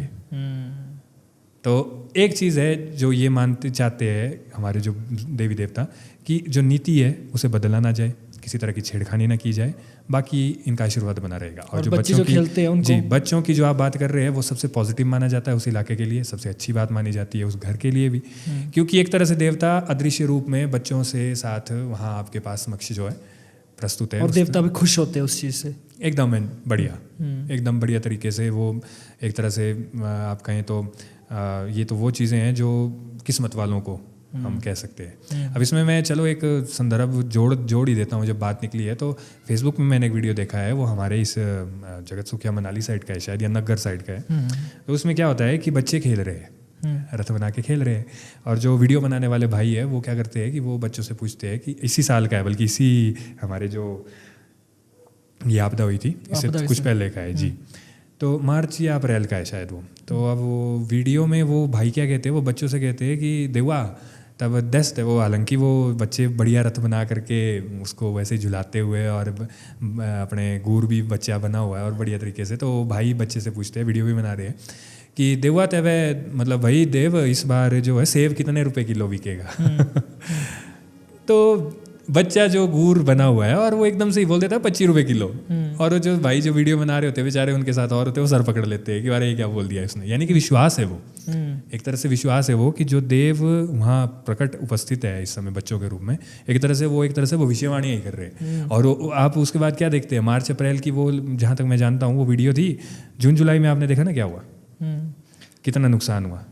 तो कहीं ना कहीं ये चीज़ें सेब पूरे 25 रुपए ही नहीं गए। तो सेब की आप देखेंगे तो मैं आपको बोलूँ बीच में कुछ समय के लिए तो सेब को पूछ भी नहीं रहे थे। हमारी हफ्ते हफ्ते 2 हफ्ते के लिए गाड़ियाँ फंस गई, रोड टूट गए। वो फ्रूट्स वगैरह हमारा जो है मंडियों में कईयों का खराब हुआ, बेचारों का कईयों का खराब हुआ। वो अब क्या बोल सकते हैं उसको। अब ये देव ही है ना जो जानते इस चीज़ को। अब जंगलों में रहने वाले अब ये बोलते हैं कि भैया सही डॉगर पौधर के रहा, मतलब कि हम जो है बड़े बड़े पर्वतों को प्लेन्स एकदम से ग्राउंड बना देते हैं भाई। हाँ, कहाँ की हवा हो कहाँ से कहाँ को इसका कोई पार नहीं है। तो ये शक्तियाँ हैं जिनको हमारा नमन है, और इन शक्तियों के से हमारी यही है कि सभी को सुरक्षित रखें और आशीर्वाद सदा बनाए रखें। और क्या कहा था उन बच्चों की वीडियो में? यही मुख्य तो यही था कि भाई जैसे पहले भाई बोलते कि सेब कितने का बिकेगा, तो बच्चे बोलते कि 25 रुपए किलो के। तो वो भाई बोलते कि देवा 25 रुपए किलो तो बहुत कम हो गया भाई, तो थोड़ा ज़्यादा बोले। तो बच्चा बोलता कि 50 या 60 रुपए किलो। वो बोलते कि और ज़्यादा बोले, तब लास्ट में जाके बोलता है 100 रुपए किलो। और वाकई में सेब की स्थिति भी ऐसी ही रही थी, जिसमें कि पहले वो सेब की हालत ही ख़राब हो गई थी, फिर लेकिन थोड़ा थोड़ा जैसे जैसे हमारी जन सामान्य स्थिति होती गई थी, तो उसके बाद सेब भी थोड़ा थोड़ा अब कुछ है, मतलब जो आया था परिस्थितियों में। तो ये वो चीज़ें हैं भाई जो मैंने आपको टेलीपैथी वाली बात पहले नहीं बताई थी। ये टेलीपैथी आप और हम तो चलो सीख सकते हैं, लेकिन ये देवी देवता ये तो साक्षात है, ये साक्षात है। और इनको पता है कि कब क्या कहाँ क्या हो सकता है। आप अपने घर से निकलते हैं, आप अपने घर से काम के लिए निकलते हैं, आप जा रहे हैं, आप चलो या पहाड़ी इलाके में रहते हैं, देर सवेर हो सकती है, लेट भी हो सकते हैं। मैं आपको इतना ही बोलता हूँ कि अपने घर के गृह कुंज के समक्ष धूप ले जाएं, धूप करें और इतनी वो करें अपनी कि भाई मैं किसी काम से कहीं जा रहा हूँ, अकेला हूँ, गाड़ी चला रहा हूँ, या जैसा भी आपको लगता है, जो भी आपके डाउट अपने मन के अंदर हो, डायरेक्ट अपने देवता के समक्ष बात करें कि अगर आप मेरे साथ चले, आप मेरे साथ चले, जी आप मेरे साथ चले, ताकि मेरे काम, चलो चलना भी नहीं अगर आप बोलना चाहते तो कृपा करके कृपा दृष्टि बनाए रखें और अपना आशीर्वाद रखें। मैं जो भी काम करने जा रहा हूँ तो वो एकदम स्मूथली तरीके से मैं करके आऊँ। बाकी अगर आपको थोड़ा कनेक्टिविटी अच्छी है आपकी, या अगर आप मानते हैं कि नहीं भाई देवता के साथ मेरे थोड़ा बात बोलचाल में जैसे है संपर्क ठीक है, तो आप ले चलो साथ में उनको। ये तो वो है तो बच्चे की तरह। और घर के सियाने बोलते हैं कि ये देवी देवता हमारे जो है, जो घर के खास तौर पे गृह कुंज की बात मैं कर रहा हूँ, आप जब घर की दहलीज लांघते हैं काम के सिलसिले में, चाहे आप जा रहे हो, ज़रूरी नहीं आप 10 से 5 की जॉब जा रहे हैं, आपका देवता आपके दहलीज पर इंतज़ार करता है कि मेरे घर का बच्चा गया हुआ है, मेरे घर का बड़ा, या चलो इनके लिए तो हम सभी, चाहे हमारे पिता हमारे दादा हों, कोई भी हो, माताएं बहनें, सब बच्चे ही है हमारे गृह कुंज के लिए। तो हमारे गृह कुंज एक तरह से इंतज़ार करते हैं कि भाई वो गए हैं, काम पे गए हैं और शाम को आएंगे वो। इसलिए कभी भी अगर आप अपने, ये मैं कुल्लू संस्कृति के हिसाब से ये बात कर रहा हूँ, मानना ना मानना अपनी बात है, कभी भी अपने घर से आप जाएं तो ज़रूरी नहीं डेली की बात है, महीने में, हफ्ते में, चलो धूप बत्ती आस्था श्रद्धा करते ही है, घर से जाते हुए ज़रूर अपने इष्ट का स्मरण करें कि प्रभु अपने काम पे जा रहा हूँ तो शाम को आके आपसे मिलूंगा।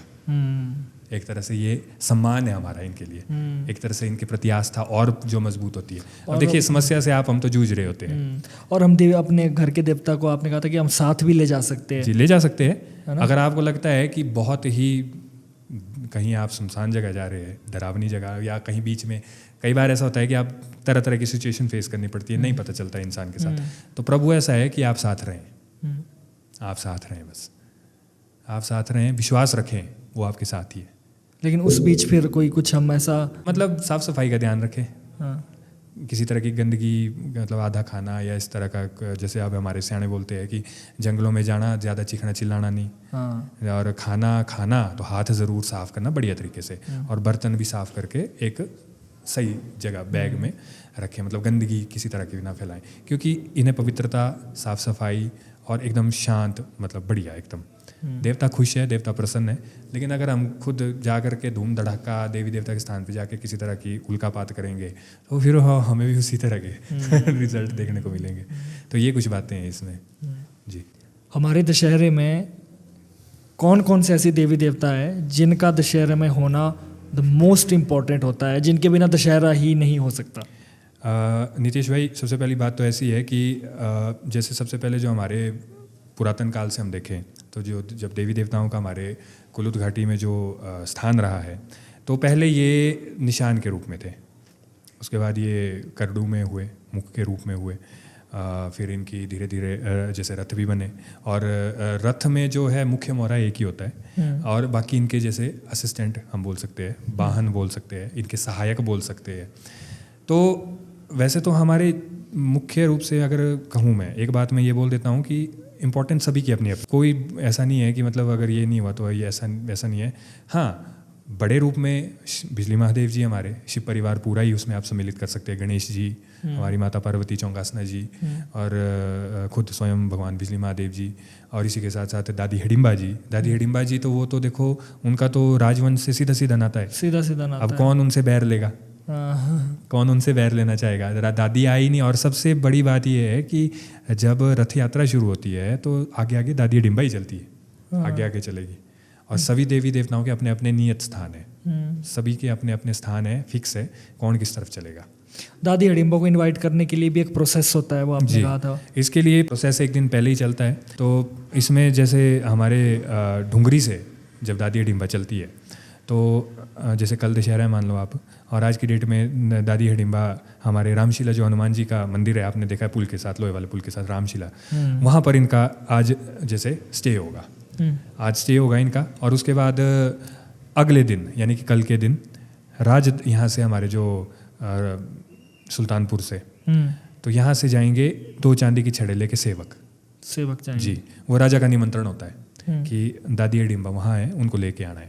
दरअसल वो प्रोसेस ही इस तरह से है कि वो उस नियम के बिना दादी हिडिम्बा सुल्तानपुर नहीं आती। तो वो 2 चांदी की छड़े ले जाके ज़रूरी जो है उनको लाना होता है। तो चांदी की छड़े ले जा करके फिर उनको तैयार तब तक किया जा रहा होता है, और तैयारी करके पूरा धूप पूजा की विधि करके फिर दादी हिडिम्बा को जो है यहाँ सुल्तानपुर जो पहुँचाया जाता है। वो आपने कहा था कि वो बाहर आते हैं तब अंदर से आवाज़ डालते हैं। इसके लिए क्या होता है कि जो मैंने देखा भी है वैसे, तो जो हमारे जो वर्तमान राजा है, ये क्या करते हैं कि नरोल मीन्स कि एक छोटा कमरा ही समझ लो आप, जिसमें कि वो रहते हैं। वो तब तक बाहर नहीं आते जब तक दादी प्रवेश नहीं करती, जैसे दहलीज पर नहीं आती। तो दादी आकर के आवाहन करती है, एक तरह से जैसे आदेश देती है कि मैं आ गई हूँ, आओ भाई मेरा स्वागत करो। तो तब वो राजा जी जैसे नरोल से बाहर आते हैं, फिर वो उनकी पूरी आरती वगैरह, जो भी उनको पहनावा, जो भी उनको फूल मालाएं, वो पूरा प्रोसेस फिर उसके बाद किया जाता है। फिर दशहरे में भाई जैसे ना जो हमारे महेश्वर जी है जी, उनके हाथ में ना एक वो छड़ी सी रहती है, वो छड़ी सी गोल सी ना, उसका क्या जो मैंने आपको भिहंग मणिपाल जी जो मैंने आपको जगत सिंह जी की जो बात बताई थी कि जो कैसे उनको अपने कुष्ठ और ब्रह्म हत्या के दोष से मुक्ति के लिए उन्होंने श्री राम जी को त्रेतानाथ मंदिर से ला करके यहाँ स्थापित करवाया था, और अपना जो उनका जो पूजा पाठ करने के बाद, उनको स्थापना करने के बाद उनका जो चरणामृत प्रिया था, वो चरणामृत प्रिय करके उनका जो ब्रह्म हत्या और कुष्ठ रोग से उन्हें मुक्ति मिली थी। इस खुशी में वैसे उन्हें सलाह भी दी गई थी कि आप ऐसा प्रोसेस करेंगे तो आपका जो कंप्लीट बोझ उतर जाएगा आपका। तो इसी में उन्होंने क्या किया था कि अपना पूरा राजपाट उन्होंने श्री राम जी को सौंप दिया, पूरा राजपाट। और उसके बाद जगत सिंह जी के बाद जो भी आगे उनके सक्सेसर हुए, उनके जो राजा, उनकी जो पीढ़ी हुई, उन्होंने सभी ने उसी परंपरा को कायम, जो आज हमारे महेश्वरी जी वर्तमान में जो हमारे राजा है, उन्होंने उस परंपरा को पूरी तरह से एज इट इज़ रखा हुआ है। तो वो जो दरअसल जब उन्होंने वो राजपाट श्री राम जी को सौंपा था, तो अपने पास सिर्फ उनकी सेवा, जैसे आप देखते नहीं है दंड लिए द्वारपाल, डंडा लिए द्वारपाल, आप अपने बॉस के कमरे के बाहर है, मतलब कि भाई वो दरबान है, वो उनकी सेवा में किसी तरह का व्यवधान ना पड़े, तो वो उनकी जैसे चाकरी करता है, मतलब उनकी सिक्योरिटी करते हैं, जैसे वो कि भाई मैं देख रेख कर रहा हूँ इनकी। तो उस तरीके से वो महेश्वर जी या उनके जो पूर्वज रहे, वो उस तरह की चाकरी करते हैं अब, कि राजा वो है, हम उनके सेवक हैं। और उस सेवक के रूप में वो छड़ी लिए, वो भी चांदी की छड़ होती है, वो छड़ी लिए वो जैसे उनकी सेवा में हाजिर रहते हैं, तो इसलिए उन्हें छड़ी बदार कहा जाता है। छड़ी बदार, कहीं कहीं से छड़ी बरदार भी कहा जाता है, छड़ी बरदार, मैक्सिमम छड़ी बदार आप बोल सकते हैं। यानी कि जो छड़ी लिए, दंड लिए भगवान की सेवा में हाजिर है, मतलब कि ऐसा कोई वो नहीं है। गणेश जी के बारे में आपने जानते हैं, गणेश जी के बारे में आप जानते हैं ना कि गणेश जी को किस तरह से दिखाया जाता है कि वो माता और पिता की सेवा के लिए वो दंड ले करके, हाँ। जी छोटा जैसा एक भाला होता है, उसमें थोड़ा सा फरसा भी बना होता है, तो दंड लिए वो द्वारपाल के रूप में खड़े रहते हैं। इसी तरह से जो हमारे भगवान विष्णु जी हुए तो उनके जो सहायक हुए हमारे जो द्वारपाल, उनके जय और विजय, वो भी उसी तरह से द्वार पे सप्त द्वारों को लांग करके नारायण तक वही पहुंचेगा जो जय और विजय से मतलब कि एक तरह उनको सेटिस्फाई कर पाएगा या अनुमति ले पाएगा। तो एक अंदर जाएगा कि आपसे कोई मिलने आया है, तो दूसरा वहाँ सिक्योरिटी देता रहेगा ताकि बिना अनुमति के कोई ना जाए। और इसी तरह से जो हमारी माता मृकुला जी है, माता मृकुला जी हमारे जो मृकुल अपने उदयपुर लाहौल स्पीति में मरकुल गांव का नाम दरअसल मरकुल है, तो मृकुला मरकुला वैसे मरकुला करके इसे आप संबोधित कर सकते हैं। तो जो माता मृकुला हमारी हुई तो वो माता मृकुला के भी वहाँ पर दूत है। कोई भी शक्तिपीठ, ना सिर्फ कुल्लू की बात कर रहा हूँ, पूरे आप भारत की बात करो, कोई भी शक्तिपीठ खासतौर पे देवी के 51 शक्तिपीठ के बारे में आप जानते हैं अच्छी तरह से। माता सती के भगवान विष्णु ने जी ने जो सुदर्शन चक्र से जो 51 जो हिस्से हुए थे, क्योंकि भगवान शिव तो चले गए थे वियोग में और सृष्टि का लगा था बंटाधार होने, तो जो वो सती को लिए घूम रहे थे अपने बेसुध होकर के, तो नारायण ने उस शोक से उबारने के लिए सुदर्शन चक्र से जब सती जी के शरीर को मतलब कि जैसे विध्वंस किया था उनका, तो वो 51 शक्तिपीठ जगह जगह गिरे थे। तो महादेव ने हर एक शक्तिपीठ के साथ भैरव को बिठाया, भैरव को, वही सेम वो छड़ी बदार वाली कहानी बता रहा हूँ मैं आपको, ताकि किसी भी प्रकार का उस शक्तिपीठ पे जो है आपको नुकसान करने या छेड़खानी करने वाला कोई आदमी ना पहुँच पाए। तो ये इस तरह से आप एक समझ सकते हैं इस चीज़ को। तो जो राजा महेश्वर सिंह जी आज जो छड़ी लेके चलते हैं दशहरे में आगे आगे, रथ के आगे आगे, तो वही कि मैं आपका सेवक हूँ, आपकी कृपा से ही मेरा जो पूरा ये राजपाट, पूरा कुल्लू शहर समृद्ध है, इसलिए मैं आपकी सेवा में जो है छड़ी लेके जो है। उनके बाद उनके वंशज आगे, हाँ, वो उसी तरह से वो एज इट इज़ चलेगा। ये तो चलो हमने एक बहुत बड़े लेवल पे, यानी कि दशहरा के लेवल पे, राजपाट के लेवल पे, आप घर पे ही देख लो, अपने बीच की बातें ले लो। घर पे हम कोई ऐसी परंपरा निभाते हैं अपने गृह कुल के साथ, बेशक आप यंग है, आप अभी बच्चे हैं, आपके पीढ़ी के आपके दादाजी या पिताजी वो कर रहे हैं, वो कार्य कर रहे हैं, कार्य कर रहे हैं वैसे, लेकिन आने वाले समय वो कार्य आप भी करेंगे नेचुरली। बेशक आपको वो आता हो या नहीं आता हो, लेकिन आप उनको देख करके सुनेंगे। अब किसी खास समय पर, जैसे मैं अगर अपने घर की आपको बात बताऊं, तो हमारे जैसे गृह कुल जी का स्नान करवाया जाता है, साल में एक बार होता है, तो मतलब अच्छी पूजा विधि के द्वारा। तो उसमें क्या होता है कि जो हमारे जो जैसे मेरे पिताजी है, तो वो देवता का मुख का स्नान करवाते हैं। ये आपके फागुन फरवरी मास, हमारे देसी महीने का फागुन और फरवरी मास में। इसमें क्या होता है कि अभी ये नवंबर दिसंबर लगेगा ना, जो आने वाला है नवंबर दिसंबर, देवी देवता स्वर्ग प्रवास पे चले जाते हैं। अच्छा जी, एक काहिका हो गया, जिसमें कि चलो उसको समागम लोगों को इकट्ठा करके किया जाता है, लेकिन ये हर साल होने वाली प्रक्रिया है। ये नवंबर दिसंबर में अश्विन कार्तिक शौच, इस तरह से जो हमारे जो लोकल जो मंथ्स आते हैं, तो नवंबर मिडल से दिसंबर मिडल तक मैक्सिमम जो है ये देवी देवता सारे कुल्लू घाटी के स्वर्ग प्रवास पे चले जाते हैं, और स्वर्ग प्रवास पे जाकर के इंद्र के दरबार में हाजिरी भरते हैं। अच्छा। और हमारे एकमात्र बिजली महादेव है जो सबसे लेट जाते हैं और सबसे लेट आते हैं। जी, इसमें कुछ देवता माघ के साथ, के साथ जनवरी 14-15 लोहड़ी माघ का साथ आप समझे, तो मकर संक्रांति जब हम मनाते हैं, कुछ देवता उस समय आते हैं वापिस अपने अपने देवालयों में, कुछ फरवरी के मिडल में आते हैं, कुछ मार्च के मिडल में आते हैं। सिर्फ बिजली महादेव जी एकमात्र ऐसे हैं जो अप्रैल में आते हैं, और ये जाते भी लेट है। इनका होता है 4 महीने का प्रवास, और आपने सुना होगा कि उस समय के लिए बिजली महादेव जी के कपाट बिल्कुल बंद कर दिए जाते हैं। जी, तो ये वही है स्वर्ग प्रवास पे जाना, यानी कि स्टैच्यू उनकी है, मूर्ति है, मुख है, जैसे वो वहाँ पर स्थापित है वो है, लेकिन जो उसमें जो एक प्राण है, जो एक ऊर्जा है, उस समय वो आपको या तो कम मिलेंगे या तो नहीं मिलेंगे। जी, तो उस समय के लिए उन देवी देवताओं के जो रथ हों, मूर्ति हों, निशान हों, उनको ढक दिया जाता है। तो काला महीना इसी को कहते हैं? ये काला महीना कहलाता है। एक काला महीना तो हमने अभी ये आपका सितंबर में बनाया, भाद्रपद मंथ जिसको हम बोलते हैं, तो इस मंथ में भी काला महीना ही ये काउंट किया जाता है। इस समय में आपको अपने घर के गृह कुल के पास दीपक जरूर जलाना होता है। 12 महीने में आप जलाओ या ना जलाओ, इस महीने में ज़रूर जलाया जाएगा। क्यों? क्योंकि वो एक तरह से वो तपस्या में बैठते हैं ना, तो तपस्या में बैठने का मतलब ये होता है कि अपने ध्यान में है, तो उनको एक फॉर्म, मतलब एक ऊर्जा किसी न किसी रूप में उनके समक्ष रहे, मतलब जी, ताकि वो हल्के जागृति भी रहें, ध्यान में रहें कि चलो मतलब कि किसी तरह अगर बिल्कुल ही अंधेरा भी ठीक नहीं होता, बिल्कुल अंधेरा भी जी, ठीक नहीं होता ना। बिल्कुल तमस, बिल्कुल सन्नाटा, ये भी ठीक नहीं होता। मैंने और सुना काले महीने में अगर जैसे देवी शक्तियाँ जैसे स्वर्ग की तरफ चली जाती है जी तो जो बाकी जो शक्तियाँ उनका प्रभाव ज़्यादा हो जाता है, जी जादू जी टोने का जी असर जी। ज़्यादा होने लगता है। आपने ये बात बहुत अच्छी की और आपने अभी सुना भी होगा, आपने कुछ ऐसे नाम सुने होंगे, कभी न्यूज़ में भी आते रहते हैं या आप दूसरे किसी माध्यम से भी आपने जाने होगा, गोगड़दार, डायनासोर, इस तरह की कुछ आपने चीज़ें सुनी होगी। तो दरअसल ये जो 7 स्थान है, ये दरअसल 7 स्थान है, अगर मैं गलत नहीं हूँ तो 7 स्थान है ये पूरे हिमाचल में अलग अलग जगह पे है। वैसे तो कुल्लू और मंडी में ये ज़्यादा पड़ते हैं।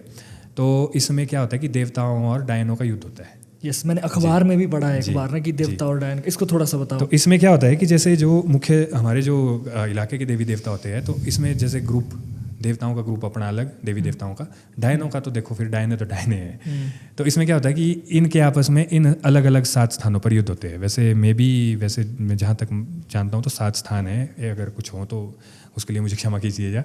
तो इन देवी देवताओं के अलग अलग 7 स्थानों पर डे बाय डे युद्ध होते हैं। इनके भी अपने नियम होते हैं। तो जो जितनी संख्या में जीतेगा, जितनी संख्या में ज़्यादा जीतेगा, तो वो विजेता घोषित किया जाता है। और जो जीतेगा, जैसे अगर देवता पक्ष जीता तो उस तरह के परिणाम, और अगर डायनों का पक्ष जीता तो उस तरह के परिणाम। तो 7 स्थान अलग अलग जगह पर अलग अलग समय में 7 स्थानों पर युद्ध। मान लो 4 स्थान देवता जीत गए, 3 स्थान डायने जीत गई, तो देवता की विजयी हुए। यानी कि वो 4 और 3 या इस तरह से, अगर देवताओं का अगर उल्टा हो गया, 3 स्थान देवता, 4 स्थान हमारे डायनों का हो गया, तो वो डायनों की विजय है फिर। तो डायनों के विजय पे मतलब है कि नेगेटिविटी या फिर फसलों का नुकसान, कोई प्राकृतिक आपदा, इस वे में मतलब ये सारी चीज़ें। देवता जीते, फसलों को, वैसे कहते हैं कुछ एक में मैंने ऐसा भी सुना है कि बैलेंस जैसा रहना चाहिए, बहुत ही ज़्यादा स्थान देवता भी ना जीते, बराबरी रहे भाई, 1 6 2 4 2 5 इस तरह से, ऐसा नहीं, बैलेंस 4 3, मतलब एक के अंतर से, मतलब कि। तो वो हम लोगों को कैसे पता लगता है कि डायने जीती या देवता जीता? आपने अंबिका जी का अपने नाऊ होम के बारे में सुना है आपने?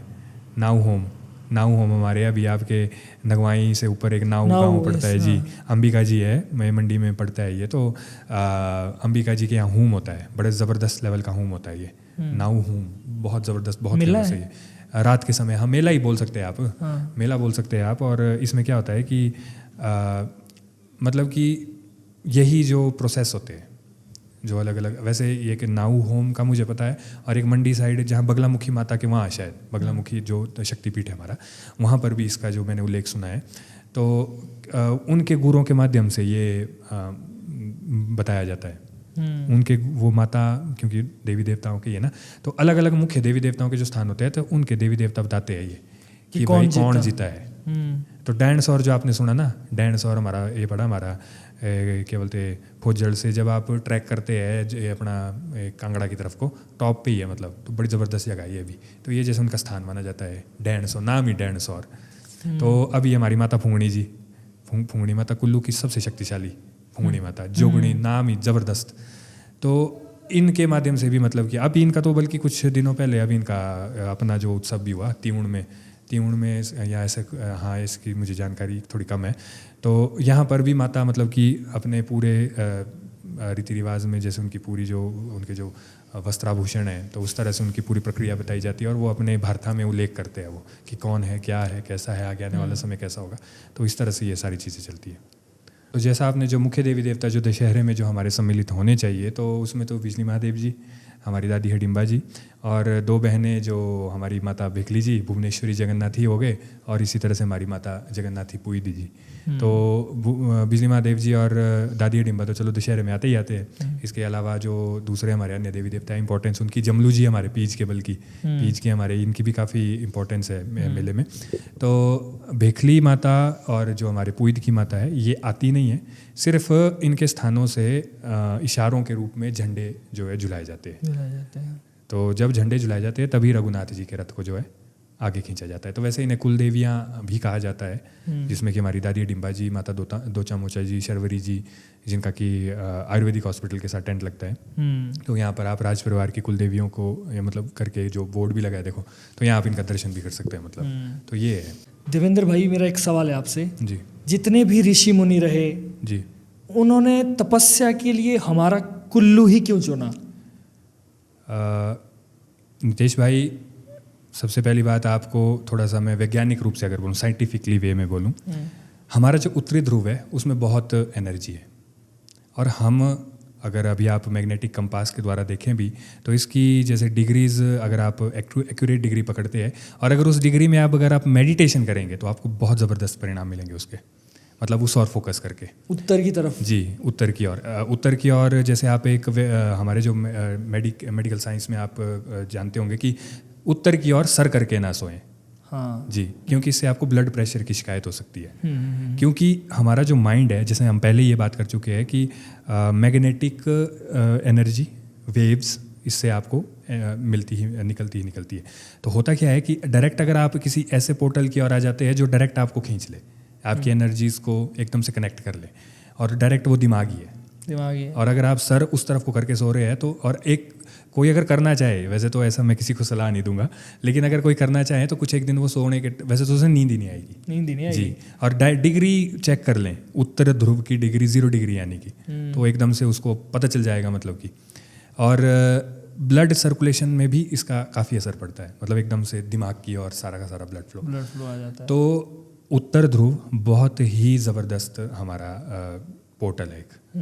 और कई बड़ी वैसे जो जहाँ तक मैं जानता हूँ तो कई ऐसी शोध बोलें या किसी तरह का ज्ञान की प्राप्ति हम बोल सकते हैं। यहाँ तक मुझे जो मेरा एक स्टडी में मैंने कहीं पढ़ा था कि ये जो वेदों के मंत्र ये किसी तरह से लिखित रूप में नहीं मिले, जिन्होंने इन्हें लिखा है, मतलब कि किसी बुक से कॉपी नहीं किया गया है, या किसी ने किसी वर्बली, मतलब ऐसे काफ़ी मंत्राज ऐसे हैं जो आकाश मंडल में देखे गए हैं। अच्छा जी, ये एक संदर्भ है, ये भी है।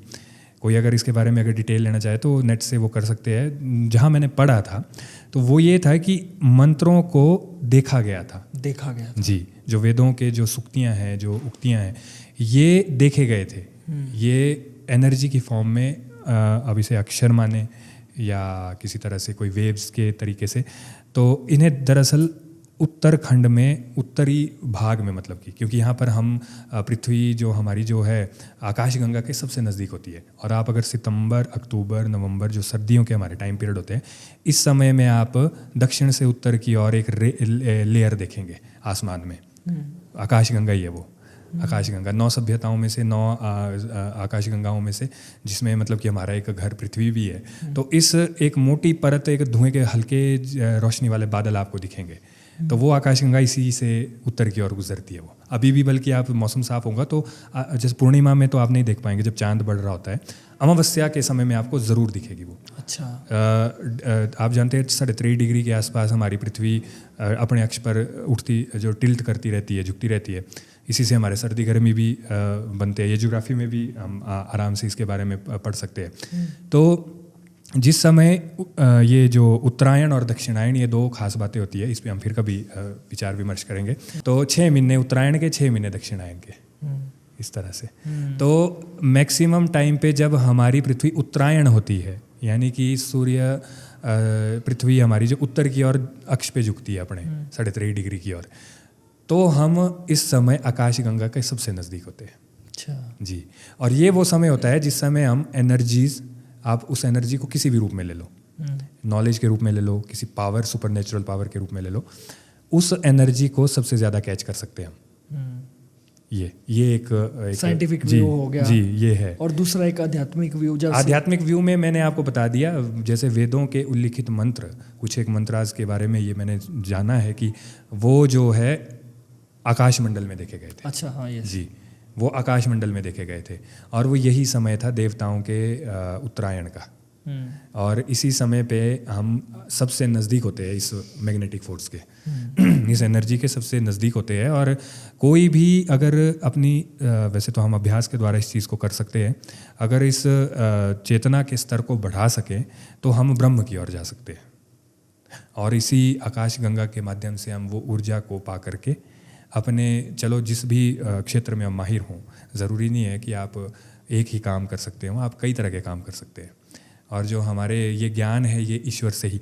एक चीज़ मैं आपके चैनल के माध्यम से बता रहा हूँ, ये मोस्ट इम्पॉर्टेंट है। इसमें ऐसा है कि एंशिएंट एलियन हिस्ट्री चैनल पर टेलीकास्ट होता है। इसको लगभग कोई 12-13 या 16-17 सीज़न इसको हो गए।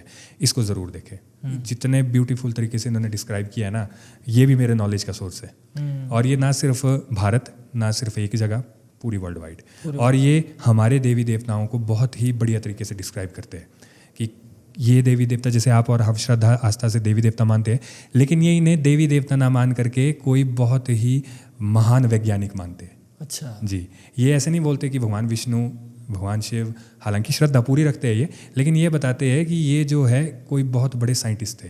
और इन्होंने जो टेक्नोलॉजी दी, जैसे हमारे बिजली महादेव जी के बारे में बोला जाता है, लालचंद प्रार्थी जी ने इसका जो छोटी सी एक कविता लिखी थी अपनी बुक में कि तड़ित झंझिकाओं को बनाता है वो, यानी कि बिजलियों को बनाता है वो अपनी आयुधशाला में, बिजलियों को बनाता है वो अपनी आयुधशाला में, और स्वयं पीता है और उसका शमन करता है पार्वती जिया के संगम पे।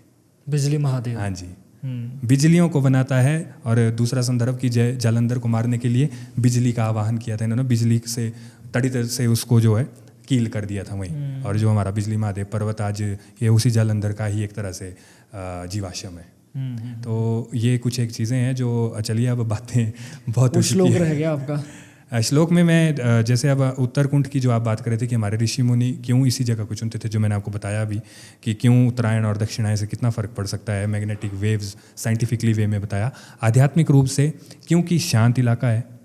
आज अब तो चलो आधुनिकता के दौर में हम बढ़ रहे हैं, लेकिन आज से काफ़ी जो हम अपने ऋषि मुनियों के ज़माने में भी अगर चले, आप समझ सकते हैं कि किस तरह का माहौल यहाँ हो सकता था। तो जब भी हम अध्यात्म की ओर जाते हैं, ध्यान सबसे बड़ी चीज़ है। ध्यान सुलभ है, ये किसी के लिए ऐसी नहीं है कि मतलब इसे कोई नहीं कर सकता। सबसे बड़ी बात है आपकी करने की इच्छा, आपकी मेंटेलिटी, आपका पोषण क्या है इसमें। ध्यान में अगर आप गहरे उतरते चले जाते हैं तो आप स्वयं ब्रह्म हो जाते हैं। ये गीता में भी इसका उल्लेख है। गीता में भगवान कृष्ण स्वयं कहते हैं कि अपनी चेतना को जानो, अपने को पहचानो। स्वामी विवेकानंद जी ने भी इसी चीज़ को अग्रसर किया था, उठो युवा उठो, और तब तक मत रुको जब तक आपको लक्ष्य की प्राप्ति ना हो जाए। वो खुद एक महान ध्यानी थे और उन्होंने मात्र 40 वर्ष की उम्र तक ही कई ध्यान में कई तरह के जो उन्होंने महत्वपूर्ण जो पड़ाव थे वो हासिल कर लिए थे। तो ध्यान, और सबसे बढ़िया जो चीज़ है ध्यान के लिए वो है शांति, शून्य। आप शून्य में रह करके ही अग्रसर ब्रह्म की ओर हो सकते हैं, आगे बढ़ सकते हैं, ब्रह्म को पा सकते हैं। तो इसलिए हमारे भृगु जी, ऋषि श्रृंगी जी, शांडिल्य जी, गौतम जी, जितने भी हमारे ऋषि मुनि हुए, जितने भी हमारे देवी देवता हुए, वो सारे के सारे हिमालय में आकर के वास किया उन्होंने। और अपनी अपनी ध्यान सिद्धि, अपनी साधना तप के लिए, अपनी शक्तियों के अर्जन के लिए, इसीलिए जो हमारे हिमालय, ना सिर्फ ये कुल्लू के, हमारी हिमालयन रेंज जो पामीर गांठ, जो इस समय जम्मू कश्मीर का जो सर माथा भी बोलते हैं उसको, पामीर गांठ से लेकर के हमारे 7 सिस्टर्स के लैंड तक जाती है जो रेंज, हिमालयन रेंज। तो ऐसी रेंज जिसमें कि सभी देवी देवताओं का वास भी है, और जो हमारे साथ, आपके साथ रहते हों। बड़ी रेयर ये चीज़ है कि जो हम इस तरह की भूमि में रहते हैं और बार बार इसको नमन करने का मन करता है। तो ये कुछ एक जो जानकारियाँ थी जो आपके साथ मैंने आज शेयर की भाई। बहुत मज़ा आया। तो हमारे बुज़ुर्गों के द्वारा ही जैसे ये देवी देवताओं की ही अब चलिए भाषा है, लेकिन चलिए कुछ अंश इसके मैं आपके सामने रखता हूँ। तो कहते हैं कि जैसे ऋषि मुनिरा उत्तरकुंठ देवा देवीरा प्यारा, ऋषि मुनिरा उत्तरकुंठ देवा देवीरा प्यारा, चोखा जायरू साफ बागर शोभली बागर, कुल्लुत प्रदेश हमारा। तो यानी कि भाई ऋषि मुनियों का उत्तरकुंठ, जैसे कि मैंने आपसे कहा कि उत्तरी ध्रुव, यानी कि उत्तर की ओर, उत्तरी छोर, जो सबसे ज़्यादा पॉजिटिव, सबसे ज़्यादा पावरफुल है। ऋषि मुनियों का उत्तरकुंठ, देव देवियों का प्यारा, यानी कि देवता और देवियाँ जिनकी आप साधना करते हैं यहाँ करके, तो उन्होंने भी यही स्थल चुने आपको दर्शन देने के लिए।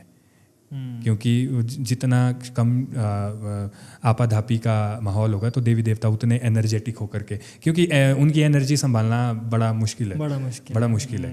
तो इस तरह से देवी देवताओं का उत्तरी हिस्सा, उत्तरी भाग, ऋषि मुनियों का उत्तरी हिस्सा उत्तरकुंठ, और देवी देवताओं का प्यारा चोखी जायरू, मतलब कि आप जानते हैं कि हमारे नेचुरल वाटर रिसोर्सेज, और चोखी जायरू बिल्कुल प्योर हवा, शुद्ध हवा हमारी, ये है कुल उद्देश्य हमारा।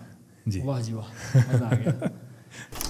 तो देवेंद्र भाई आज मज़ा आ गया, आज चलिए, मैं बहुत ज़्यादा उम्मीद करता बातें हूँ इसी हुई। तरह से। बहुत मज़ा आया और बस बड़े आपसे सारे जुड़ के मुझे भी काफ़ी अच्छा लगा, क्योंकि एक जो प्लेटफॉर्म होता है, चलिए जानते हम सभी कुछ ना कुछ, ऐसा नहीं है कि मैं जानता हूँ, हमारे और दूसरे जो हमारे दर्शकों में भी अगर हमारे कोई बड़े बुजुर्ग हैं तो उनसे भी मैं ये एक रिक्वेस्ट करता हूँ आपके माध्यम से कि जितना मेरा नॉलेज था या जितना मैं जानता था, तो उस हिसाब से मैंने पूरी कोशिश की है कि आप तक मैंने अपना जो पक्ष बातचीत जो हमने की है, इसके अलावा किसी प्रकार की अगर कोई ऐसी कोई भूल चूक हुई हो तो उसके लिए मैं क्षमा चाहूँगा। नहीं ऐसा तो कि कोई ऐसी आधी अधूरी जानकारी अगर मेरे से हुई हो तो उसके लिए आपके सभी दर्शकों से मैं जो आपसे जुड़े हों तो किसी तरह की भावना कोई आहत ना हो, तो उसके लिए मैं पहले वो भी था। मुझे तो बहुत मज़ा आया और बहुत मुझे ऐसा लगता है कि अभी भी बहुत सारी ऐसी बातें हैं जो रह गई है। जी, बातें तो कई है, बातें तो कई हम हैं। उसके लिए एपिसोड 2 भी बना सकते हैं अगर हमारे दर्शकों को पसंद आए तो। चलिए, आपके दर्शकों के रिस्पांस के ऊपर ही है रिस्पॉन्स उसका। के ऊपर है जी। तो अगर आप चाहते हैं कि इस टॉपिक पर और भी बातें हो, जी। क्योंकि हमारे देवेंद्र भाई ज्ञान से भरपूर है। नहीं, चलिए ये तो बहुत बड़ी बात है, ये तो कुछ भी नहीं है, ये तो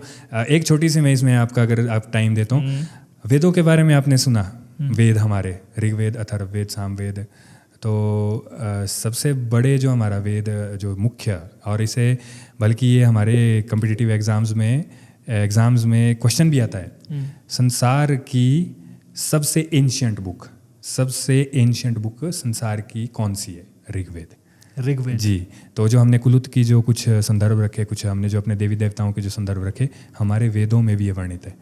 बृहत संहिता वराहमिहिर जी ने लिखी है, उसमें कुलुत का उल्लेख है। अगर कोई इच्छुक अगर पढ़ना चाहे, इंटरनेट पर उपलब्ध है, वहाँ पर ये शब्द आते हैं।